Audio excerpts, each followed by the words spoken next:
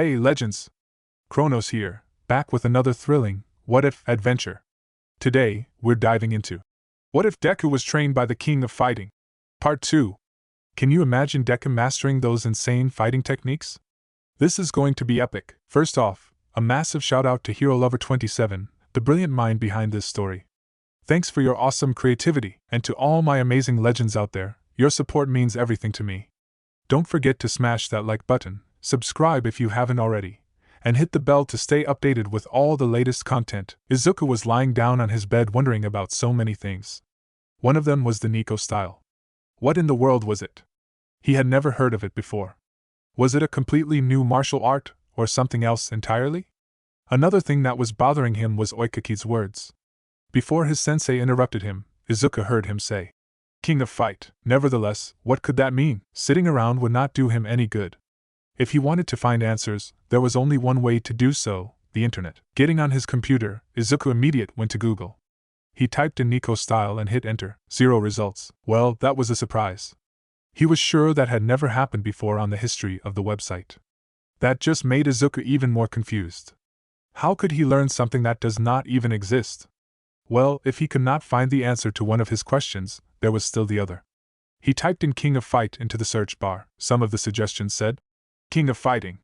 He instantly clicked on it, wondering what would come up. 2 million results. That was a surprise even more than before. What was going on? He saw one of the links come up as live footage of the King of Fighting. Izuku created a new tab, wondering what kind of rabbit hole he was going down. The post containing the video said, "This video keeps on getting taken down.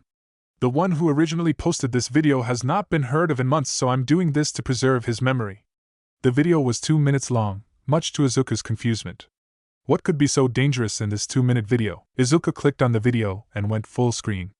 "And now the moment you've all been waiting for," a loud voice said on a speaker. The video was shaky and had a bad quality, but it was clear where it was. It looked like a closed stadium. However, it was bigger to any he had seen on TV. The master of any form of fighting, with it being brawling or martial arts, a man so dangerous that hell itself spat him out. The man who stands above heaven and God themselves. His name is Shina Senshi, the King of Fighting. The voice yelled as someone appeared on the video. Izuku immediately recognized him. "That's my sensei," Izuku said in his head. Although this version of his teacher was a little skinnier and smaller than his present form, it was still his sensei. His sensei was wearing a black skin-tight bodysuit with no shoes. "Start your bets, people," the voice said. Yelling came from all around the camera. It was clear that it was an intense crowd. "Now, let's begin the battle of monsters," the voice said again. The camera then revealed Senshi's opponent. "I recognize that man. He is of the top heroes in Germany. I heard that his muscles are so strong that he took a bullet to the head and lived. How would my teacher handle this?" Izuku asked in his head. "Are you ready?" the voice asked the fighters. Both of them went into a fighting stance, with the German hero taking a stance fitting a brawler, while Senshi took a kickboxing stance. "Begin," the voice yelled. The German hero dashed at high speeds towards Senshi, who did not take down his stance. Boom! A sudden boom that was similar to what a jet engine makes ranged. The sound was even louder than the voice before. It was so loud that despite Izuku keeping the volume down, it was still hurt his ears. "What in the world was that?" he asked. He looked back at the video, which ended at the very same moment. He saw his master kick the German hero right on the face, and by the looks of it, the hero had been knocked cold. However, the truly scary thing in the image was not the fact that the hero was knocked out by one blow, but it was the demonic grin on Senshi's face. A scary thought entered Izuku's head. Exactly how strong is his teacher? He went back to Google to look at the other links. One of them really got his eye. It was a post saying, "King of Fighting vs. All Might." He instantly clicked on it. As an All Might fan, as a big All Might fan, and as someone who wanted answers, this seemed like the best answer. "Hello, everyone. As the creator of this form, I would like to ask a question. They said the King of Fighting to be the master of all kinds of fighting. All Might is the #1 hero in the world, a man said to be unbeatable. If they fought, who will win?" It was one simple question, but it was too hard to answer. Not even the people on the forum had a clear answer. All Might would clearly win. The king is too scared to show himself to the public. Plus, All Might has never lost before and never will. One comment said, "The thing is, no one knows what the king can do. We do not even know if he has used his quirk. So I'll say 50-50. Another comment said. However, the rest of the comments were very toxic. to the point where Izuku did not want to read them anymore. Izuku went to bed with one question on his mind. Who is my sensei? The next day, Izuku was in his teacher's dojo. He was currently sitting on his knees with his teacher in front of him sitting the next same way. I know what you're thinking, Senshi said. What is the Niko style? Izuku nodded. Well, let me explain. Long ago, before quirks were a thing, there was a zone. The Japanese government had no power of any kind in that zone, so they abandoned all hope for it. It soon became a lawless zone filled with crime and violence. It was inside that zone that one man appeared. His name was Takeda Niko, and he brought along a strange fighting style. With it, he was able to make a legend with himself.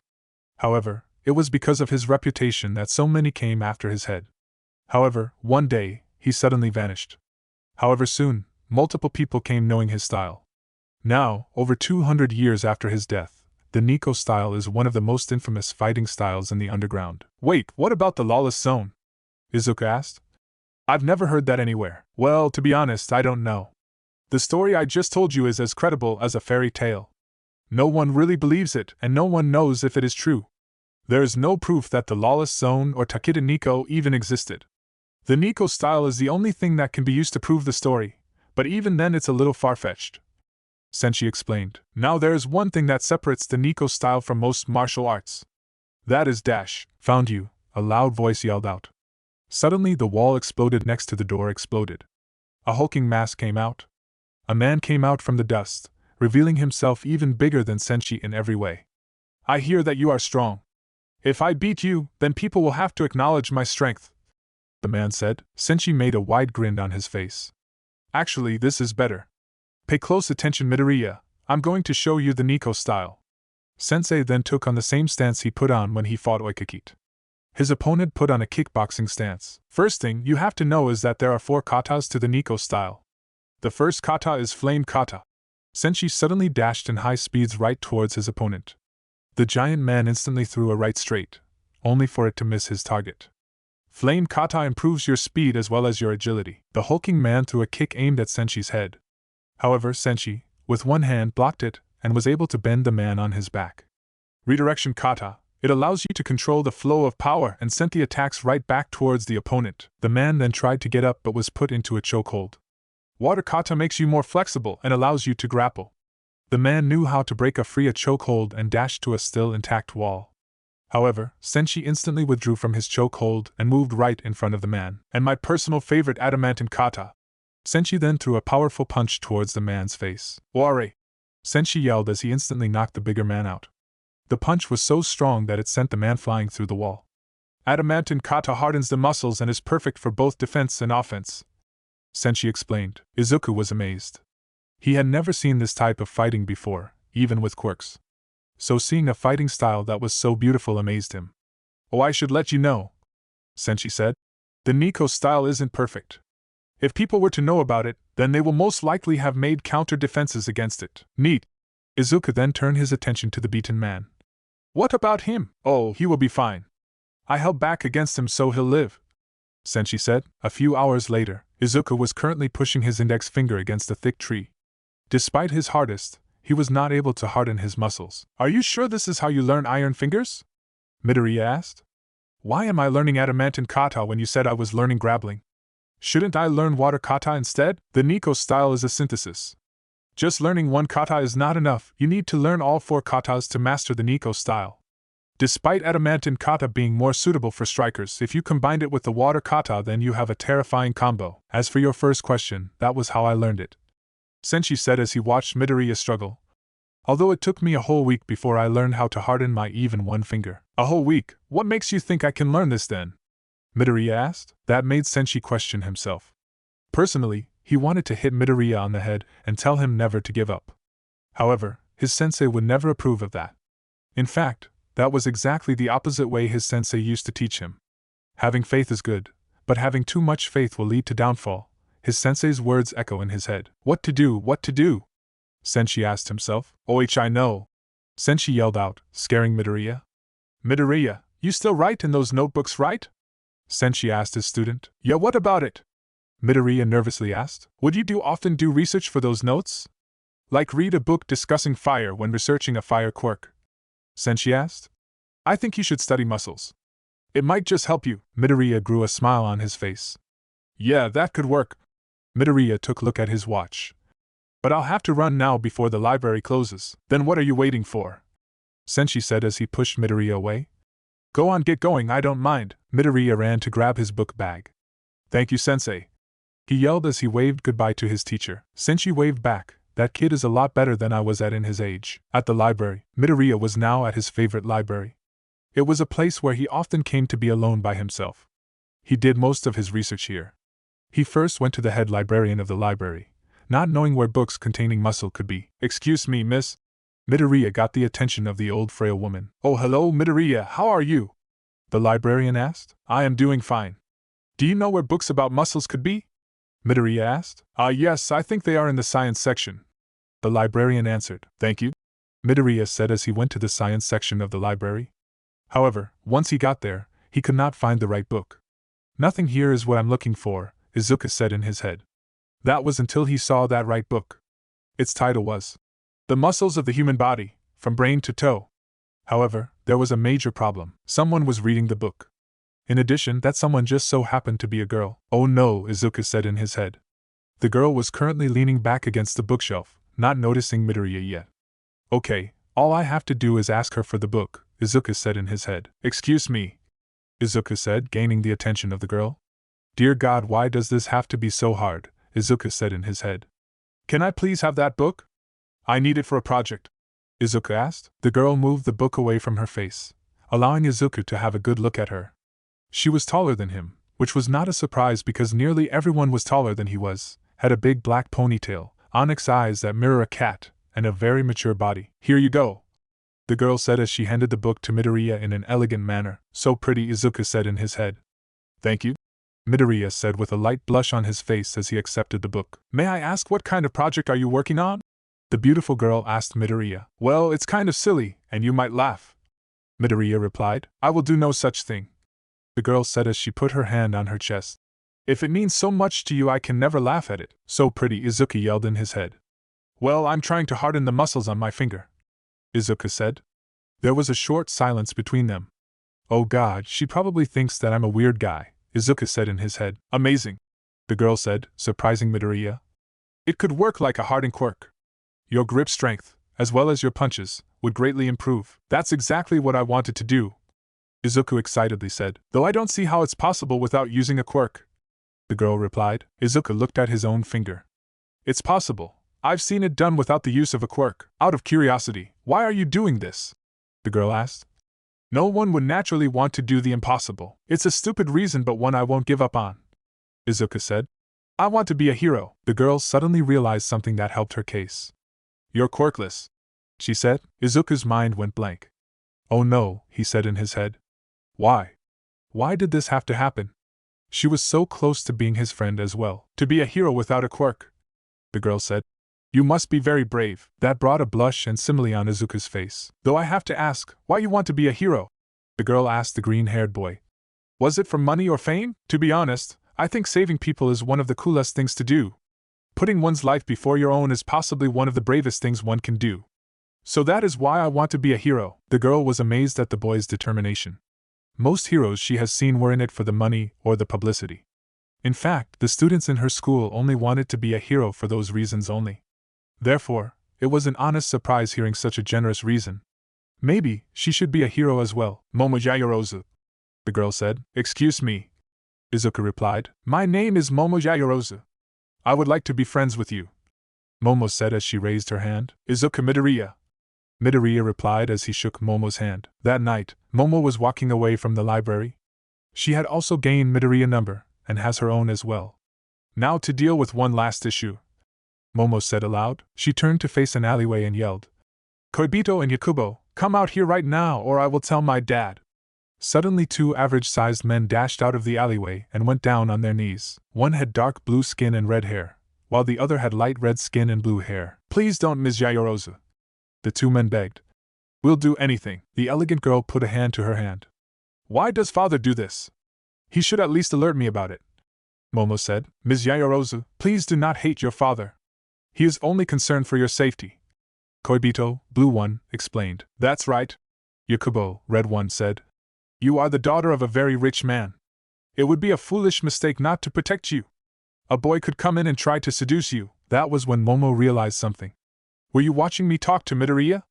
She asked the duo. The sudden silence between the duo gave her answer. You can't talk about Midoriya to father, Momo demanded. Why not?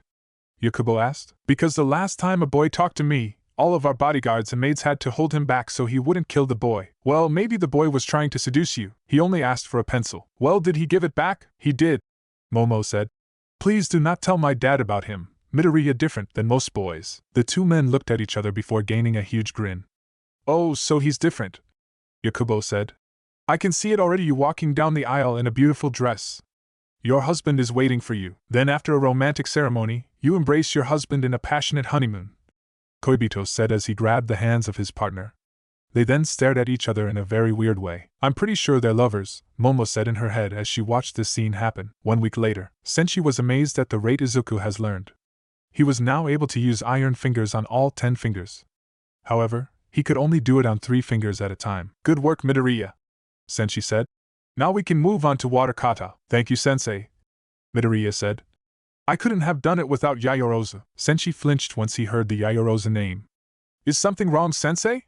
Midoriya asked. It's nothing, just bad memories, Senshi replied. Think about the time he fought Kahagona Yayorozu. Anyway, do you remember the beach that you cleaned up? Yeah, what about it? Izuku asked. Next Saturday meet me there in your swimsuit, Senshi said. And bring goggles. Saturday, Midoriya had arrived at the beach. However, Senshi was not there. Izuku was all alone with only his towel, a bag of clothes and necessities, and goggles. Well, at least I have time for myself, Izuku said in his head. He set his towel down in the sand and dived into the water. Meanwhile, a pink girl nearby was dealing with a challenging problem. None of my friends showed up, she cried in her head. To be fair, her friends were not trying to be mean. They had important stuff to do. One had to assist his parents, another had to help their cousins move, and other things to worry. It's so weird being lonely, the pink girl said in her head. That was until she saw waves splashing in the distance. The hell is that? She asked herself. Taking a closer look, she saw a boy swimming in the distance. At least I'm not alone, the pink girl said to herself. The boy then went back to shore, and that was when the girl got a good look on him. The boy had light green hair and muscles not meant for a middle scholar. The girl blushed once seeing his wet and muscular body. So cute, the pink girl said to herself. I must know more about this boy. Izuku was currently taking a breather from his swimming. He was about to go back in the water before a pink girl went up to him and said, Hi. The sudden arrival of the girl surprised Izuku, but he maintained his composure. Hello? He said back, still shocked by the girl's sudden entrance. The girl had light pink skin with yellow horns in her hair, and her eyes had black sclera and yellow irises. The two-piece purple bikini she was wearing also matched with her body. My name is Mina Ashido. The pink girl introduced herself. What is your name? Izuku Midoriya, he replied. So cute, Mina said in her head. So what are you doing here? Ashido asked the green-haired boy. Training, Midoriya replied. Oh neat, Mina said. Say, did you put on sunscreen? Izuku then realized that he did not use sunscreen and did not bring any sunscreen. I have some if you'll like, Ashido offered. Are you sure? Izuku asked. Don't worry, I have plenty. Plus I already used some on myself, Ashido said. Alright, I'll have some, Midoriya said, giving in to the girl. She handed him a bottle of sunscreen that she had in her bag. Thank you, Midoriya said as he put on the sunscreen. What about your back? Ashido asked. I haven't thought about that, Midoriya said. Can I put it on your back? Ashido suggested. Midoriya instantly blushed. Why would you say that, Ashido? Midoriya nervously asked. What's wrong?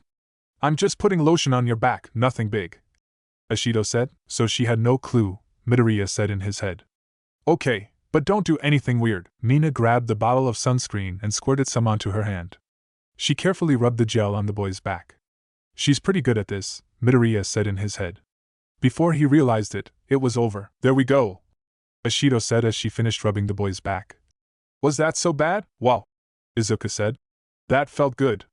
Thank you, Mina. Sure thing, muscles, Mina replied. Muscles? Midoriya asked in a confused voice. Yeah, I thought it would be a cute nickname. It's because you have such impressive muscles, the pink girl replied. You don't have to do that, you can just call me Midoriya, the green-haired boy stated. Okay, then I am going to call you Midori, Mina stated. The new nickname caused Midoriya to blush. Why are you calling me that? Midoriya asked. It's cute, just like you, Mina said with a bright smile. Izuku's blush grew brighter. He had been called many things before, but not cute.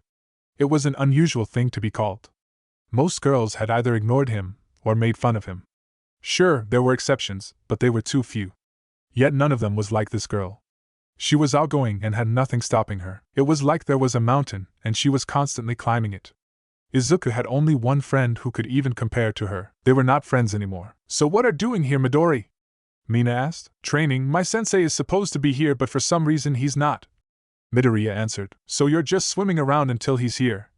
Ashido said. Basically, what are you doing here? Midoriya asked. I wanted to be here with my friends, but they're not here. Ashido said in a sad voice. Well, I am here, Midoriya said, doing his best all-might face. However, it left the pink girl with a confused face. Maybe that was a mistake, Izuku said in his head. Bwahaha. Ashido started to burst into laughter. Ha ha. The girl was laughing so hard there were tears in her eyes. She was also rolling around in the sand. That's so silly, she cried.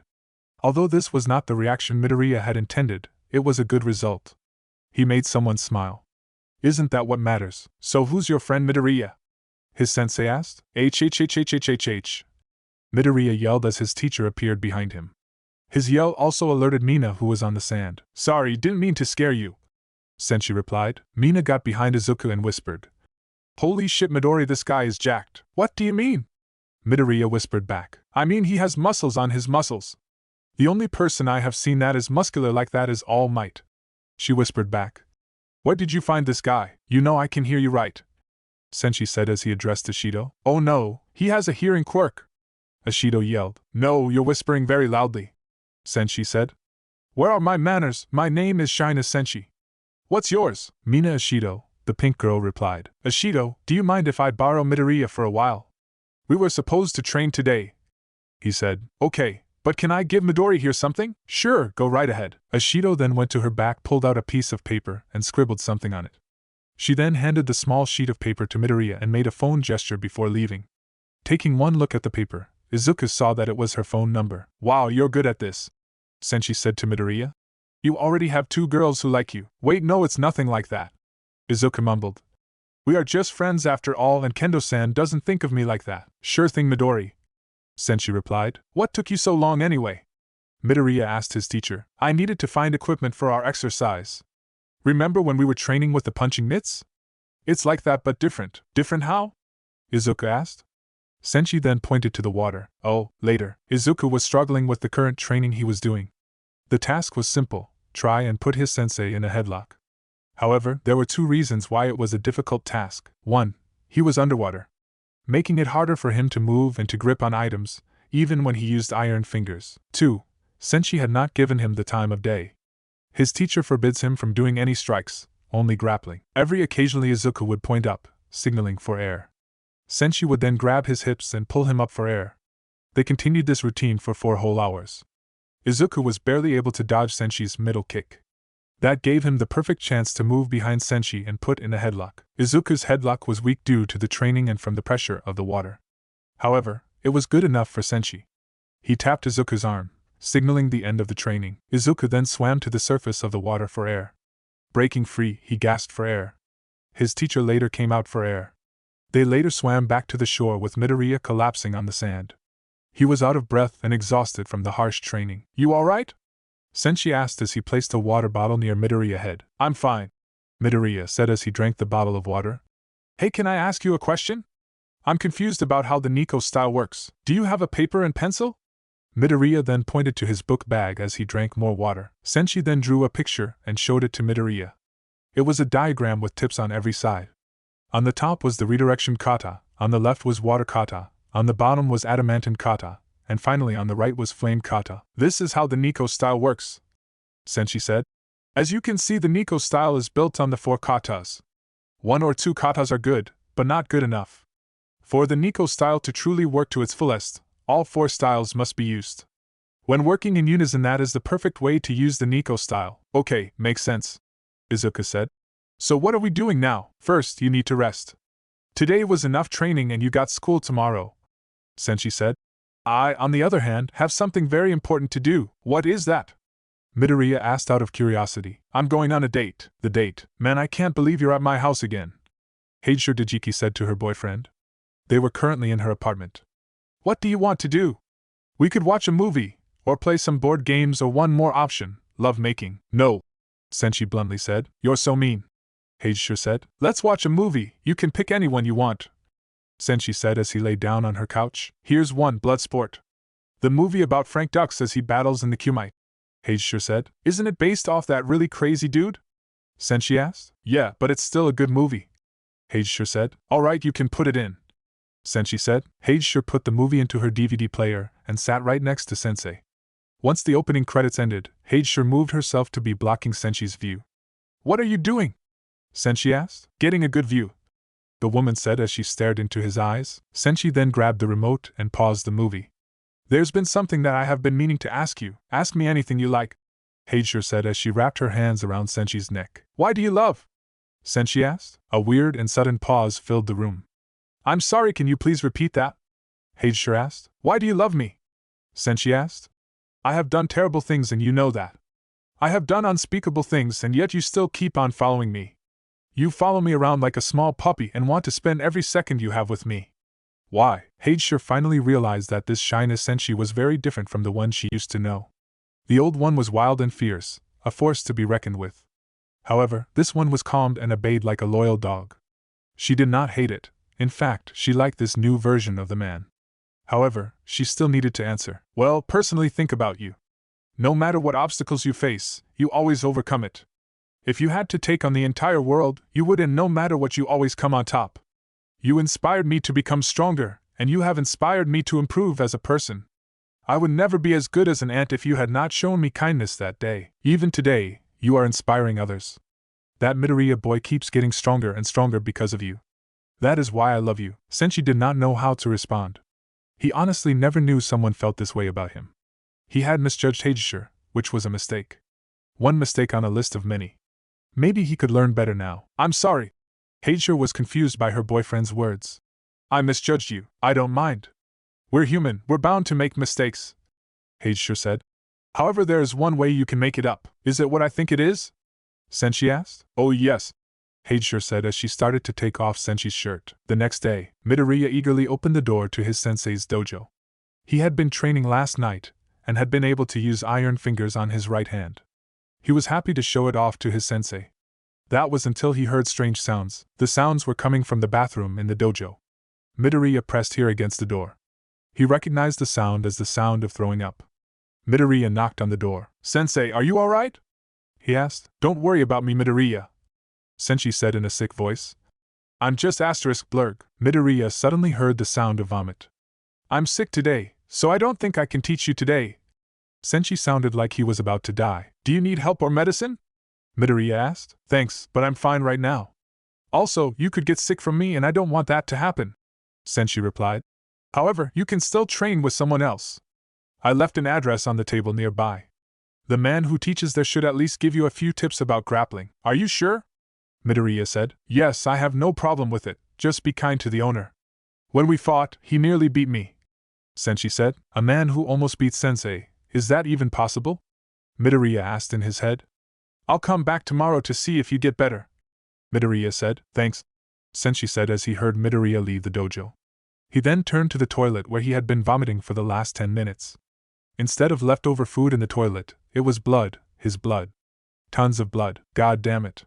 Why couldn't my quirk be something simple, Senshi said in his head before vomiting once again. With Midoriya. Midoriya looked at the building in front of him and then at the notes Senshi gave him. He continued doing this for 30 seconds. There must be some kind of mistake, one simple mistake. There was no way he could learn about fighting in this place, because it was a dance studio. Izuku decided to look inside. There was a lesson going on and Midoriya saw grown women and an instructor performing.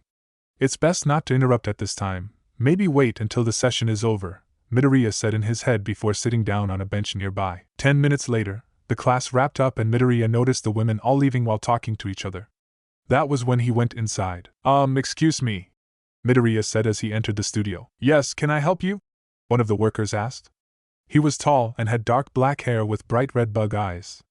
Judging from the way he looked, Midoriya believed him to be a college student. I was told to talk to the owner, Midoriya replied. You need to speak with me, a man said. Midoriya turned to see a man with mushroom hair on a wheelchair. Are you the owner? Midoriya asked. Yes, is there something wrong with that? The man asked in an angry tone. No, there isn't, Midoriya said. Anyway, my sensei told me you can teach me things about grappling. Oh, and who is your sensei then?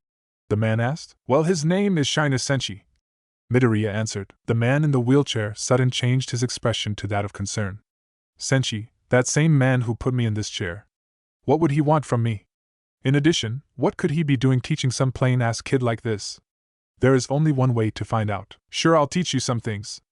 I used to do a lot of wrestling back in my day, the man said. By the way, call me Dansa. Although I am excited to teach you, there is something I must tell you. The moment he said that, someone else walked into the doorway. Oh, Dansa, who's this young lad? The man was very small and very old. Yet despite that, carried a warrior's aura with him. There was someone else with him. A child around Midoriya's age. He had a wide build, short spiky black hair, and puffy lips. With just one look, Midoriya could tell something important about the boy. He's strong, Midoriya said in his head. A new training partner, the boy said. Well, yes, he's just here to dash.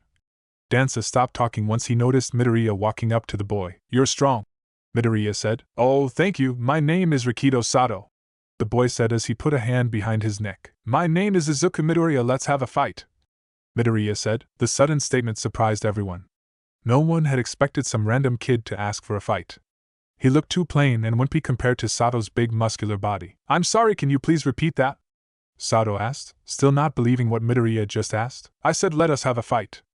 If there are any rules you want to add, go ahead, Midoriya said with a bold attitude. Sato still did not understand the boy in front of him. However, he did not want to be rude to him. Okay, Sato said. However, if you get hurt, don't blame me. Hold on there, Sato, the small old man said. Dansa, who is this random kid? Dansa then gestured for him to come closer. He then whispered in his ear. He's Senshi's student. The old man's eyes shot open. He still remembered the day he fought Shina Senshi, and the cost he paid for it. Then a simile formed on his face. This way, he could have paid back for the precious treasure he lost so long ago. Good news, Sato. I will agree to this sudden challenge. Now get ready, he said. All right, sensei, Sato said as he brought his bag down and unzipped it. You don't mind if change into something more comfortable? Sato asked Midoriya. No problem, Midoriya responded. He then watched Sato carry his bag into the men's bathroom. He then saw someone else come out of the bathroom, the female bathroom. Oh hi, Midori, what are you doing here? Mina Ashido asked her shy friend. Oh hey, Ashido, didn't know you were here, Midoriya said as he tried to hide behind his arms. I never took you to be a dancer, Mina said. Though I wouldn't mind teaching you a few things. Miss Ashido, I didn't know you knew Mr. Midoriya here, Dansa said. We're good friends, Mina said for Midoriya. Also, what are you doing here? I would never have imagined that you liked dancing. I'm not here for dancing, Midoriya replied. Mina was going to ask what he meant when she heard the bathroom door opened. She saw a big boy wearing a wrestling uniform with a helmet on his head. Okay, Midoriya, I'm ready, Sato said with an intimidating aura. Mina recognized the kid as Rikido Sato. She causally saw him enter the studio and often pestered him. She thought he went in here for private dance training. She now saw how wrong she was. So you're a wrestler, that's pretty cool, Izuku said. Did you really challenge me to a fight without knowing what I can do? That's pretty cocky, Sato replied. Oh, do not take this the wrong way. I am not looking down on you. However, I'm also hoping you don't disappoint me, Izuku said. Sato grinned. Well, don't say I didn't warn you. Izuku then smiled at Sato. Well, let's hope I don't get hurt then. Before we start, let's do some stretching, Dansa said. The two boys agreed and gave each other space. Midoriya, how well are you with grappling? Dansa asked. Well, I just started yesterday, Midoriya replied as he stretched his arms. Dansa could not believe what he was saying. Are you telling me that you challenged a wrestler, and you don't have any grappling skills? That angered Dansa, however part of him could not blame the kid. Senshi would have done the exact same thing. Well, let me give you a piece of advice. Wrestling is one of the oldest martial arts in the world. It dates back to ancient Greece. One thing that makes a wrestler strong is durability. Wrestlers have really good durability. Okay, so I just need to wear Sato down, Midoriya replied as he stretches his legs. Easier said than done. Despite his age, Sato is an amazing wrestler with more stamina than a bison. Don't worry, I have something he doesn't know about, Izuku proudly said as he finished his stretches. Yeah, Dansa said as he watched Midoriya approach his opponent. This kid is no chance. Okay then, whoever gets pinned down for 3 seconds loses, Sato's teacher said as he raised his hand. Are you ready? Sato then got into his own personal stance. His shoulders went down, and his hands were in a grabbing position. His bent his knees forward, making his whole body lean forward. Then Sato saw the unimaginable. Izuku put on the exact same stance. Wait, no he did not. Taking a closer, Sato noticed differences in Izuku's stance. He was bent a lot lower, possibly to accumulate for his size. His shoulders were looser and down to earth than Sato's. What is he doing? Sato asked himself. Was it a trick to throw Sato off? Possibly he had heard of tricks like that. If copying my style is your gimmick, you're in a world of hurt. Sato's teacher then brought down his hand and yelled. Begin. Sato and Midoriya both dashed towards each other. Sato grabbed Midoriya first. His right hand grabbed Midoriya's left shoulder. He was going to grab Midoriya's right shoulder when something unexpected happened. Before he even knew it, Sato was feeling a lot of pain coming from his nose. A sudden pain filled his face. Sato let go and gained distance from Midoriya. He then put his hand to his face and saw a crimson liquid dripping down. When the hell did he punch me? Sato asked himself. Are his punches so fast that I can't see it? If that's the case, then I must end this quickly. Sato was not the only one shocked by the whole ordeal. While both Danza and Sato's teacher were shocked, the most interesting shock came from Mina. I knew Midori was buff, but I didn't know he was that strong though, Mina said in her head. Sato got back into his normal fighting stance while Izuku put on the same stance he did before. However, unlike before, Izuku was the one who broke the stalemate. Izuku dashed to Sato, which was what Sato was waiting for. Izuku then tried to grab Sato's shoulder. However, Sato did not give Izuku that chance. The moment Izuku moved his arm, Sato put his hand in a finger lock. Good, just like I taught him, Sato's teacher said in his head. How is Midori going to get out of this situation? Mina asked herself. That kid is in big trouble, Danza said in his head. Finger locks are Sato's specialty. Everyone thought that Midoriya was finished, that he was going to lose. Then Midoriya did the unexplainable. Even though he could see it with his own eyes, Sato could not believe seeing his own hand being held back. Sato could not believe that he was losing in his own specialty. How the hell is he doing this? Sato asked himself. Is he using a quirk? It is a good thing I know iron fingers. If not, then Sato would have beaten me, Izuku said in his head. Izuku was able to make Sato release his grip and turn the tides. Yet that did not stop Sato. You're not the only one who can deal blows, Sato smiled. Although his right hand was in a finger lock, he still had his left.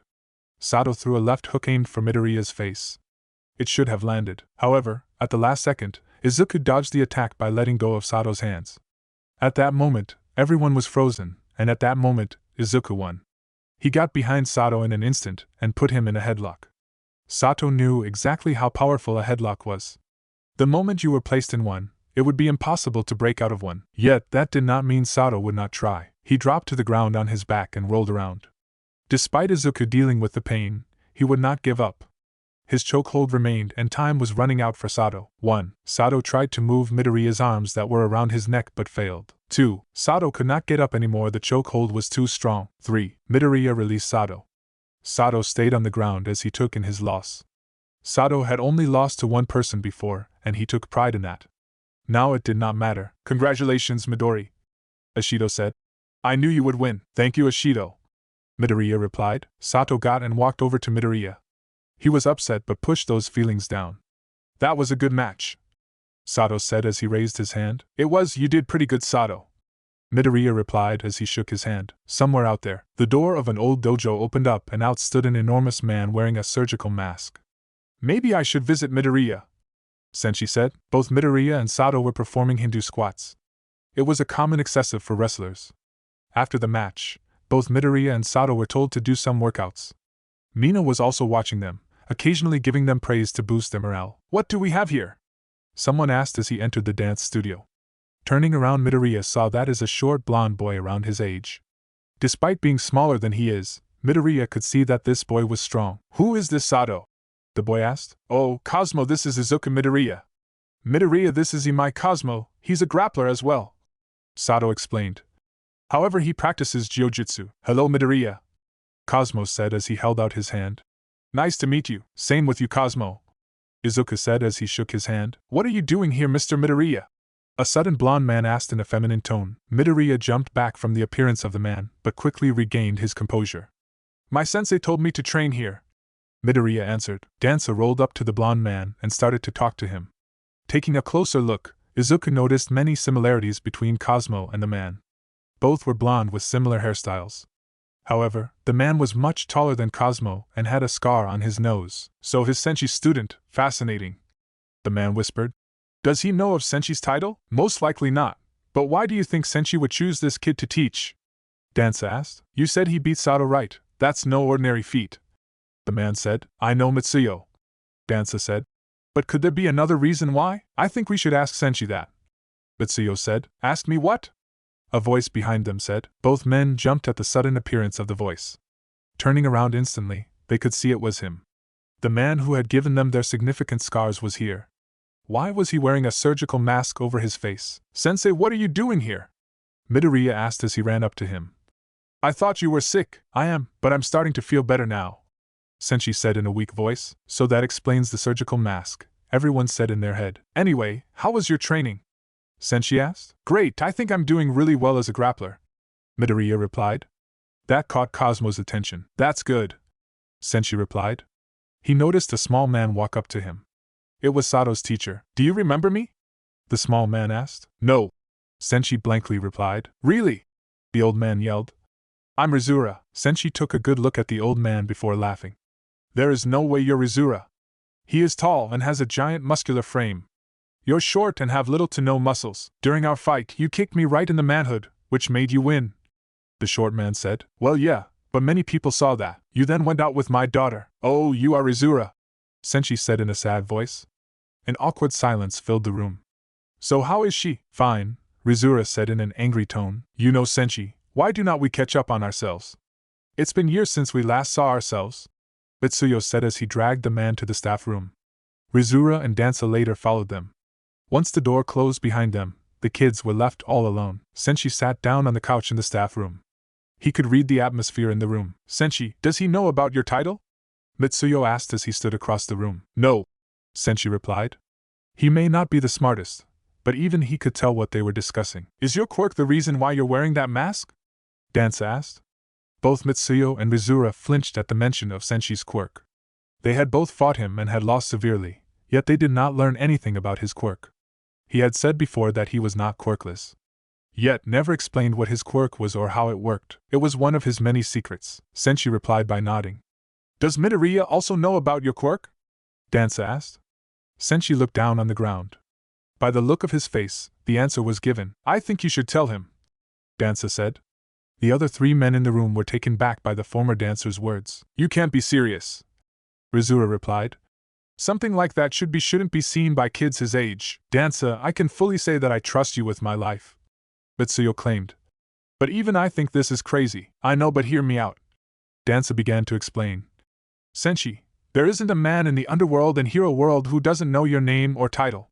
You have more enemies than bones in your body. I even hear that one of them is the President of the United States and Vladimir of Russia. Hell, I hear the Queen of England wants you dead. That makes Midoriya an easy target. From what I have seen so far, he is far weaker than you are. If you are going to teach him, then at least tell him what kind of trouble he's going to face. The speech made the men in the room nervous. Danza did bring up some excellent points, but was it worth it? Sensei got up from the couch. Thank you, Danza, you have opened my eyes. It's no problem. Just trying to do what I think is right. I also want to dash. Let me stop you right there.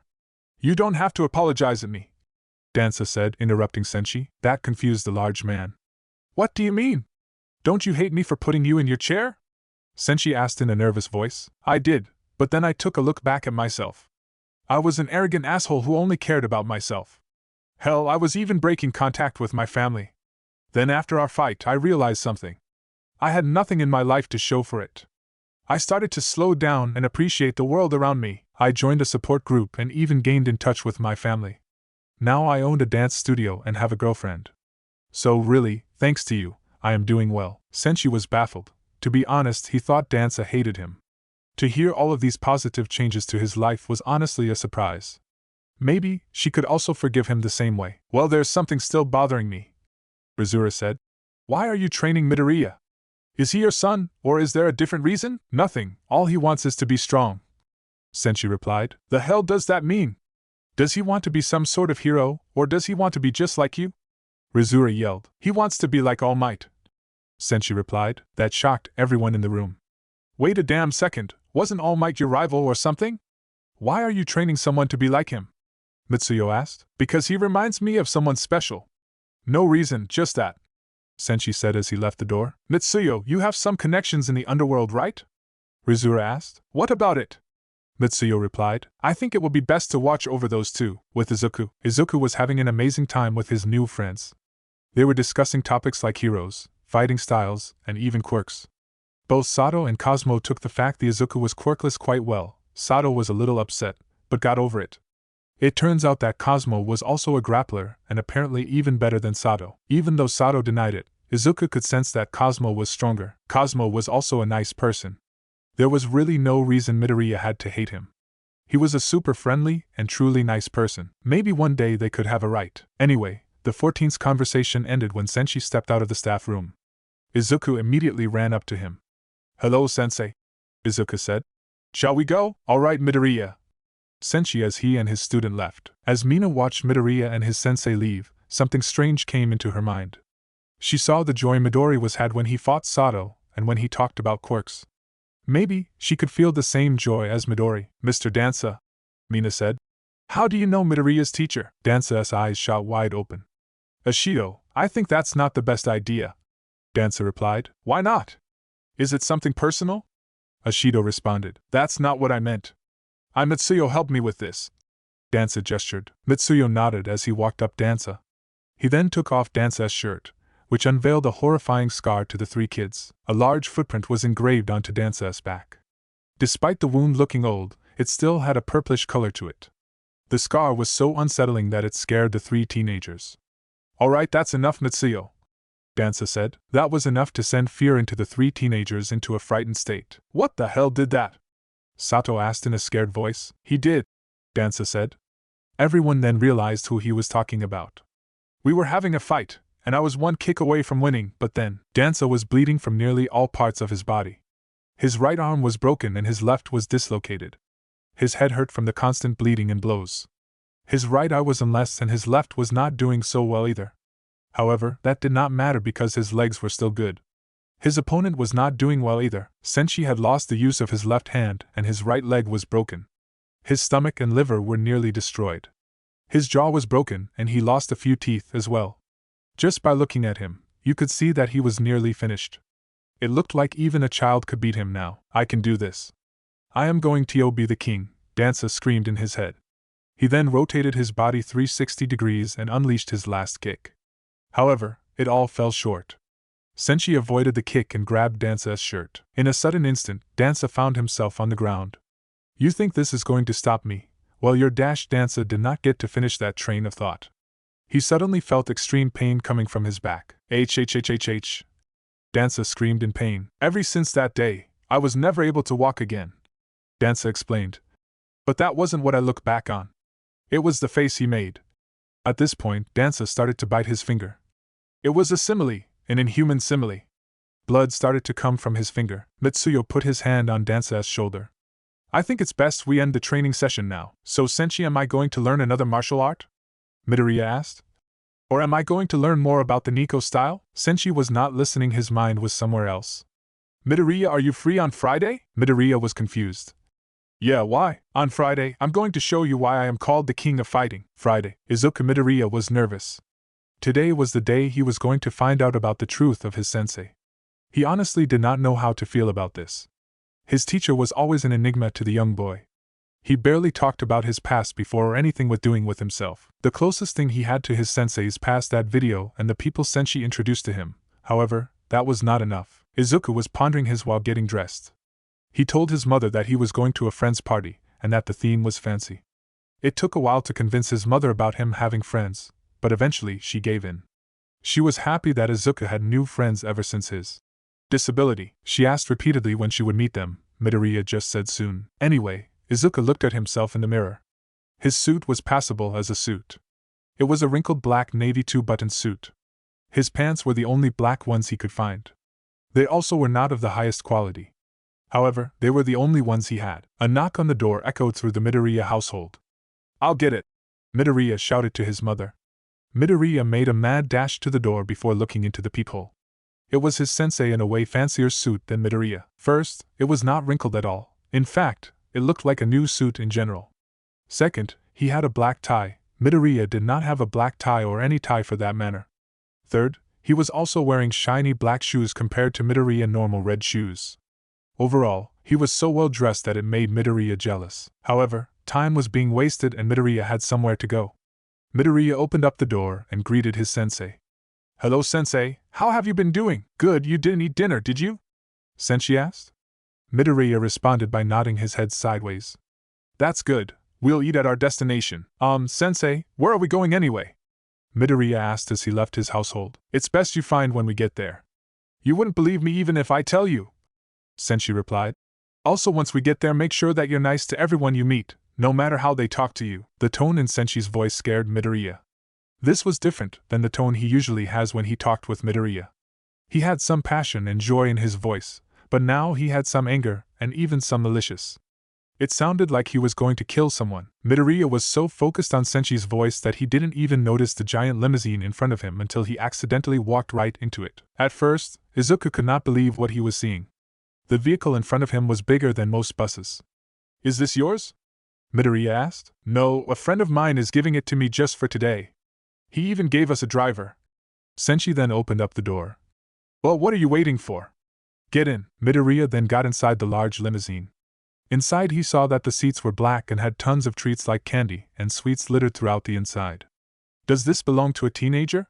Midoriya asked himself as he sat down and put on his seatbelt. His teacher then entered, closing the door behind him. He then sat across from his student. "You can eat anything inside. The owner is a huge sweets fan, but he wouldn't mind," Senshi said as he grabbed a chocolate bar and began to eat it.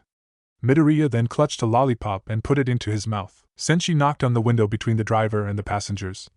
"We're ready." The limousine then took off and drove away. "By the way, we are going to meet up with 2 people there. They're going to join us. If you are getting nervous or scared, please let me know." "Yes, sensei," Midoriya replied as he stared out the window. 1 hour later, the limo stopped, and the pair arrived at their destination. The moment Izuku stepped out, his jaw dropped. He was standing right in front of the Tokyo Dome. The historic monument was right in front of him. He had never been here, only had seen before on the internet. It was a beautiful piece of agriculture that amazed the young boy. He then noticed a large crowd gathering around the entrance. "Oh right, I heard a famous American rock band was playing today," Midoriya said in his head. "Wait, is my sensei taking me to a concert?" "Shinu!" a loud voice yelled behind him. Midoriya recognized that voice. It was Kirishima's teacher. What was her name? "Oh, right, it is Heijure Dejiki." Midoriya turned around and saw the grown woman hugging his teacher on the ground. "God damn it, how many times are you going to do this, Heijure?" Senshi asked as he struggled to pry Heijure off. "Forever and ever," Heijure replied. "Please stop this, people are watching." A new voice came out. Turning his head, Midoriya dropped his jaw for the second time that day. "Your fat gum!" Midoriya yelled out. It was true, the big hero was standing right in front of him. He was wearing a combination of his hero costume and a business suit. It did not fit him well, but Midoriya didn't care. This was the first time Midoriya had ever seen a hero, much less a very popular hero that he liked. "Oh my god, I can't believe it's Fat Gum. He is a very famous hero in Osaka and often works with the police. Although he's mostly known for his food products, he's done many good things and has been labeled as the number 2 cutest hero ever right behind Wash. I've also been blah blah blah blah blah blah." Midoriya mumbling had gotten out of control. "Is he always like this?" the pro hero asked Senshi. "Yes, you get used to it though," Senshi replied. "Trust me." He then started to tap Midoriya on the head until Midoriya finally stopped mumbling. "You good?" "Yes, but how do you such a famous hero?" Midoriya asked. "It's a long story," Senshi said. "We should get going. We have a show to get to." "You mean the concert?" "No, a much better show, trust me," Senshi said as he began to walk into the large monument. The 3 followed the man as he walked into the large monument. However, instead of following the route everyone else was taking, they went a much different route. Izuku had never been to the Tokyo Dome before, so he could not justify the route they were taking. Therefore, he did not find it weird that they soon found themselves in an isolated hallway, with only 2 men guarding an elevator. They were talking to each other, and did not notice the group walking up to them. When they did notice the group, the 2 bodyguards stepped back. "I couldn't believe it," one bodyguard whispered to his friend. "He's actually here. Do you wish to enter the new world?" the other bodyguard asked. Yes, Senshi replied. The two guards then pressed the down button on the elevator, which Midoriya found was weird because they were on the first floor. The elevator opened and the group of 4 entered inside. Much to Izuku's amazement, Fat Gum was able to fit inside the elevator. The elevator was bigger on the inside. Anyway, once inside, Senshi then pressed a few buttons in a unique combination. The moment the last button was pushed, the elevator started to shake. Suddenly, the elevator started to go down. The numbers displaying what floor they were on started to display negative numbers until it reached -5. I never thought there would be such a place in the Tokyo Dome, Midoriya said in his head. Once the doors opened, the group was treated with the most peculiar sight. A small old man was there, standing with the support of a wooden cane. 2 bodyguards occupied him. However, unlike the ones at the elevator, they were much stronger. Both of the bodyguards were wearing formal suits as well. The old man was wearing a traditional green Japanese robe. Shina Senshi, I'm so glad you've returned, the old man said as he shook the big man's hand. Fat Gum, you're the same lovable hero as always. The old man then hugged the pro-hero. Dejiki, you're as beautiful as always. The old man then kissed her hand in a courteous fashion. And who is this young boy? Are you related to anyone? The old man asked Midoriya. My name is Izadash. His name is Dorenimo Makanai, Senshi said, interrupting Midoriya. I meant Makanai, this is Tokugawa. Tokugawa, this is Makanai. The two started to shake hands. Such nice to see a young man with such enthusiasm. I can also tell you work out a lot, Tokugawa said. Thank you, Midoriya replied. I don't know why Sensei lied about my name. A sudden noise then reached the ears of the group, like a crowd of people cheering. Oh, looks like we missed out on the sideshow, but we can still see the main event, Tokugawa said. He then walked towards a set of big golden doors. Turning his head around, the old man asked, Well, are you coming? The group then followed the man and his bodyguards into the room. The room was a massive dining room with many tables that were empty. It's so empty, Midoriya committed. Oh yes, Senshi did ask to have a private environment, so I gave him one, Tokugawa replied. Some server came out and pulled out chairs for the group, and Tokugawa happily leaped onto his chair. Have a seat, it's going to worth the wait, Tokugawa said. They all sat down, with Fat Gum having some difficulties with his seat. Anyways, a couple of waiters walked up to the group. What would you like to order? One waiter asked Midoriya. Midoriya was confused by her question. He had not received a menu or was told anything about what they served. Please excuse him. This is his first time here, Senshi said for Midoriya. In this place, you can order anything you want. No exceptions. Midoriya thought about that statement. Anything he wanted with no exceptions. I'll have the All Might-themed Katsudon that came out 7 years ago and was only available for a limited amount of time. The waiter scribbled down on her notebook without a care in the world. She then walked away as new servers came and pouring water into their cups. It's been so long, Senshi. I was beginning to think someone had killed you, Tokugawa said. You know damn well that can't happen, Senshi replied. So how has the arena been doing? Badly, no one brings the same amount of excitement as you did, Tokugawa said. By the way, Fat Gum, you want to have a match? You have a good streak going. Nah, I think I'm good. I have a very special mission coming up anyways, the pro-hero replied. A shame, people actually like your matches. And what about you, Dejiki? Do you want to re-enter the underworld? Sorry, no, my gym business has been doing really good lately and I don't want to mess it up, the brown-haired woman replied. Oh dear me, why do I suffer? The old man said as he put a hand on his head. Excuse me. Everyone's attention turned to Midoriya. What exactly are you talking about? What are these matches? Oh, you did not know. I thought I came here to show him, Senshi said, with a tone that shocked Midoriya bones. Speaking of matches, I think the main event is starting. Why don't you take a look? Tokugawa then pointed to a large window that Midoriya surprisingly did not notice. He got up and went to the window. The sight amazed him. It was a coliseum. A crowd bigger than his entire school was cheering, and even though he couldn't hear it, Midoriya could still feel the cheer and medicament they gave off. Moreover, in the middle of this crowd was a circular arena with sand in it. There were 2 entrances on opposite sides of the arena, and Midoriya could not see what was inside. Looking into the crowd, Midoriya saw some very famous people. Hey, that is former U.S. President Obama, and that is the current U.S. President Ronald Trump, and that is the Russian President Vladimir Putin. What are they doing here?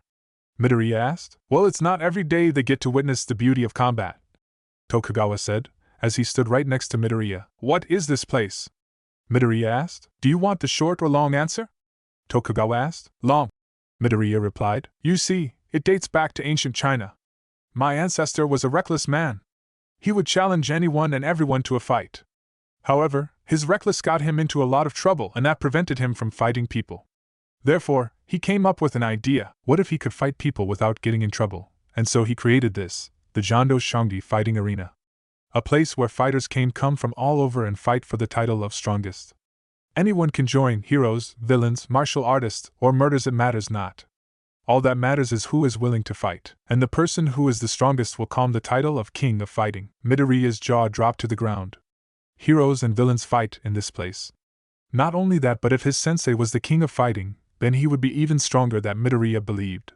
Just how strong is he? Oh look, the fight is about to begin, Tokugawa said as he pointed to the arena. A very pretty young woman stepped up onto the arena.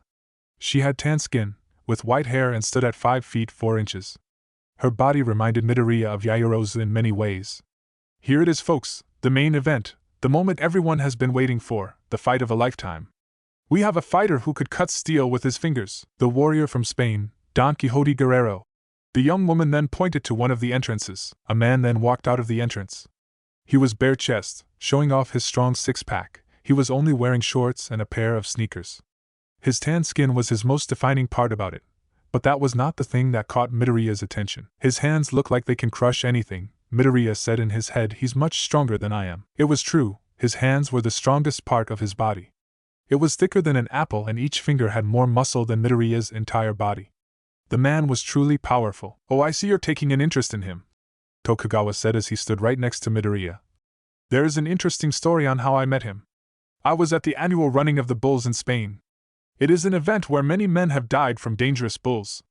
Despite that, he killed a bull with just one punch. Midoriya's eyes widened. Did he use a quirk? No, his quirk has nothing had to do with punches and it wasn't a strength enchanter either.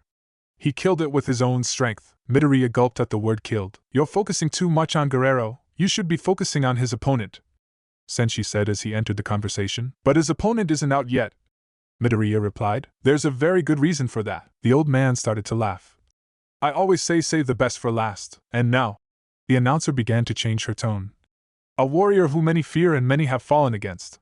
A warrior said to be the reincarnation of Lucifer himself. The greatest warrior to be born from a line of great warriors. Out of the other entrance, Midoriya felt that something was coming out. Whatever was coming out was scaring him more than Kaken could ever imagine.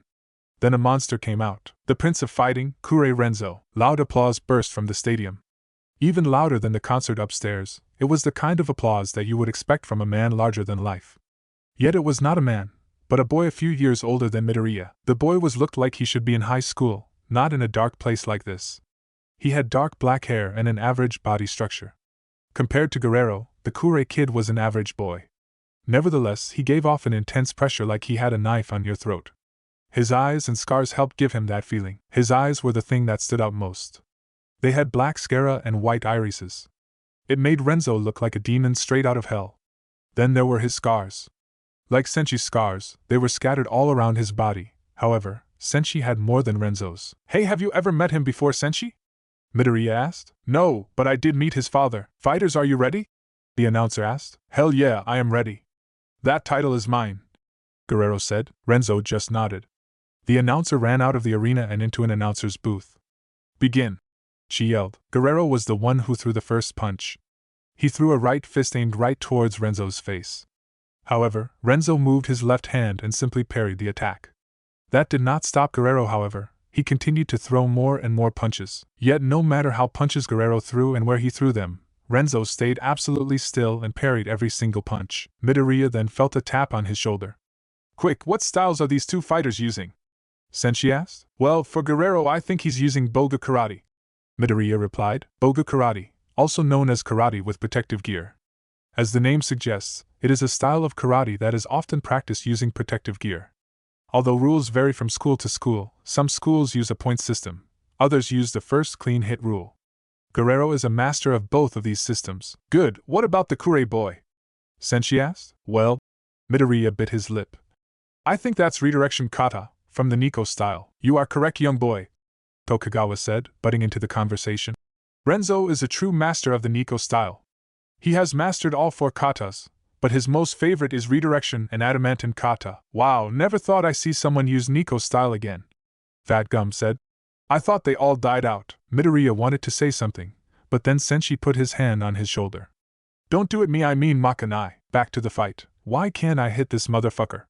Guerrero said in his head. Guerrero was even using kicks, but no matter what he did, Kure Renzo stood perfectly still, not taking in a single attack. Guerrero was getting tired from all of his attacks. Looks like I have to use my trump card, Guerrero said in his head. He threw another person punch aimed right towards Renzo's face. He was about to parry it when suddenly, slash, blood came out of Renzo's arm. Renzo jumped back, away from his opponent, as he covered his arm. He then saw his opponent's fingers and how he got cut. Ha, what do you think of my quirk? Guerrero asked as he showed blades on his fingers. Quirk, blade fingers. The user of this quirk can transform his fingers into small blades. Although they are small, they can still cut steel if they are sharpened enough. Today Guerrero had sharpened his blades to the max. So what are you going to do now? You can't parry blades, Guerrero said. You're right, Renzo said, which surprised Guerrero. Renzo's voice sounded deeper than most people his age. I acknowledge your strength, but now your life as a fighter will end. Renzo then put on a sticking pose. His right foot was behind him and his right fists were placed right towards his hips. His left fist was placed right in front of his face. If someone saw this stance, they would say it would be a combination of both boxing and karate. The hell is that stance? I've never seen any martial art uses a stance like that, Guerrero said in his head. Guerrero attacked first again. He slashed towards Renzo's chest. Renzo dodged and performed an uppercut aimed right towards Guerrero's chin. The punch was stronger than Guerrero thought, and it even sent him flying. Midoriya's jaw dropped. How is that possible? His body is so skinny to perform such an act. Midoriya asked. It's because of adamantine kata. With it he can also increase his strength. Senshi replied. That's not the only thing he's using, Tokugawa said. Renzo was completely overpowering Guerrero. No matter how many times Guerrero slashed, Renzo just dodges and counterattack. It was as if Renzo was anticipating his every attack. Renzo then grabbed Guerrero by the throat and threw to the ground. Immediately after that, Renzo raised his right foot and smashed it down on Guerrero's face. Blood came out of Guerrero's nose. Reno was about to stomp again, but Guerrero slashed with his arms. Renzo was able to dodge before he got his leg cut. Damn kid, I knew this fight would be tough, but I never would have imagined someone as strong as you, Guerrero said. You have also amazed me as well, Guerrero. I never imagined you would be this strong, but I do have a bad reputation for underestimating my opponents, Renzo said. However, you're still not as strong as me. We'll see, Guerrero said as he dashed towards Renzo. He slashed towards Renzo's chest again and barely scratched his arm. Renzo struck Guerrero's jaw with his palm. Guerrero was begging to lose his balance. Renzo took the chance, kicked his left leg, and performed an uppercut right towards his chin. What is this? I don't think this is the Niko style, Midoriya said. You're right, this is the Kure style, Senshi said. Kure style, I've never heard of that before. Is that related to his family? Midoriya asked. Yes, you see his family is a long line of assassins that date back to the early years of Japan. They have encountered every style of fighting in the world and have made techniques to counter them. There is few who can fight against the Kure and win, Senshi said. Guerrero was losing. Anyone with a brain could see that. No matter how many punches, kicks, or slashes he threw, Renzo would dodge and then counterattack. Sure, there was an occasional cut, but that was minor compared to the blows Guerrero was taking. However, he still had one last ace up his sleeve. After dodging a slash, Renzo was about to punch Guerrero in the throat, ending the whole fight when suddenly, stab. Renzo could not feel his left shoulder. Looking at the wound, he saw that Guerrero stabbed him right in the shoulder. I can do more than slashing, Guerrero said. Renzo tried to back away, but Guerrero would not allow that. He continued to chase Renzo throughout the arena. The crowd cheered as the fight increased in tension. Renzo is going to lose. With a stab wound that big, he can't fight to his fullest, Midoriya said. That would be true, if not for that technique, Senshi said. I don't know, I'm pretty sure no Kure would reveal a technique that special, Heijishu said. Oh, they would. I've arrested some who have used that technique, Fat Gum replied. What technique? Midoriya asked. Look and see, Senshi said as he pointed to the fight. The whole audience went dead silent. They already knew what was about to happen, with the exception of Guerrero and Midoriya. Renzo's skin turned red and his veins began to show on his skin. The transformation scared nearly everyone who was watching. What is that? Midoriya asked. The Kure's greatest technique, removal, Senshi said. Guerrero's body began to shake. Despite the distance between the two, Renzo was able to quickly close the distance. The moment Guerrero realized how close Renzo was, he tried to slash Renzo with his right fist. However, It was futile. Renzo grabbed Guerrero's arm and crushed it with one hand. Guerrero screamed at the pain of his broken arm, but that was not the end of his torture. Renzo punched him all over his body with overwhelming speed and strength. The punches were so strong that the moment they made contact a bone cracked, and so fast that 10 punches hit in a single second. Overall, Guerrero's body started to become a broken mess. Where did Renzo get this strength from? Is it his quirk? Izuku asked. In this day and age, everyone thinks the impossible is done by quirks, Senshi said. This isn't the work of a quirk, but instead one of the greatest techniques in human history, removal. This doesn't look like any technique I've seen before, Midoriya said. That's because removal is a technique that can only be used by Kure members. They have spent centuries in selective breeding to use this technique, Senshi explained. You see, this technique only does one thing only. It releases the hidden strength inside the body. I've heard of that before, Midoriya said. Humans place restraints on themselves that allow them to only use 30% of their physical capabilities. So removal allows someone to use that hidden strength. Exactly, Senshi said. However, even when using this technique, there is only a percentage of strength released. For some, it is 30, others 80, but for Renzo, it's 100%. Renzo stopped his barrage of punches to grab Guerrero's hair. He then repeatedly beat Guerrero's face until it became a broken and bloody mess. After a while, he threw Guerrero to the wall and started to stomp on his chest. For some reason, he suddenly stopped his assault on Guerrero. I'm done, Renzo said. The winner is Kure Renzo, the announcer said. The crowd cheered as Renzo left the scene. Midoriya was left speechless. He had never seen an act of violence before. Even the villains he heard about on TV would never have done such a thing. It made him sick to the stomach. Why? Midoriya asked. Why would he do something so bad? He was scared, Senshi said. Most of his fights are won with ease. He was scared that someone could come and steal his title from him. That just made Midoriya even more scared. Midoriya, I'm sorry you saw this. I didn't think it would come to this, Senshi said, a tone of sadness in his voice. Did your fights ever have an outcome like this? Midoriya asked. Senshi looked down on the ground. No, they came out much worse. A sudden silence came between the duo. Hey, look, our food is here, Fat Gums said, pointing to their table. I'm not hungry, Midoriya said. Looking at the table, however, he saw 4 meals instead of 5. He recognized the seats the meals belonged to and noticed that his sensei did not have a meal. Sensei, where is your meal? Do not worry about me. I have some business to attend to, Senshi said as he left the room. In a private room. Fuck, a boy said as he finished wrapping the bandages on his shoulder. That fucker from Spain did more damage than I thought. Kure Renzo was all alone in his special room. The room looked like an actor preparation room with the exception of the tons of first aid kits scattered across the room. Renzo looked at himself in the mirror. How would Dad think of my fight today? Well, for one thing, a new voice said as he entered the room. He would say how you are overusing redirection kata and not using flame and water katas as you should. Renzo was surprised by the sudden voice, but that surprise turned into anger once he realized whose voice it was. Grabbing a pair of scissors, he threw it like a spear. Senshi easily dodged by moving his head a couple of inches, causing the scissors to stab the door. What the hell do you want? Renzo asked in an angry voice. I wanted to see why the star child of the Kure clan is hanging around a place like this. China, Senshi asked. I can ask you the same thing. Why is the king of fight, who mysteriously disappeared 4 years ago, appearing right in front of me? Renzo asked. That's something personal, Senshi said. But you still haven't answered my question. Well, there are 2 ways to earn the title of King of Fighting, Renzo claimed. The first is the most common, defeat them in combat. However, my sources could not find you, so that was a no-no. Then there is the second option. To get more wins than the previous king, Senshi said in a surprised voice. That has only happened 2 times in history. The first was with the second king of fighting because the first had been poisoned, and the second was with me. Do you really think you can accomplish a goal like this? Renzo laughed.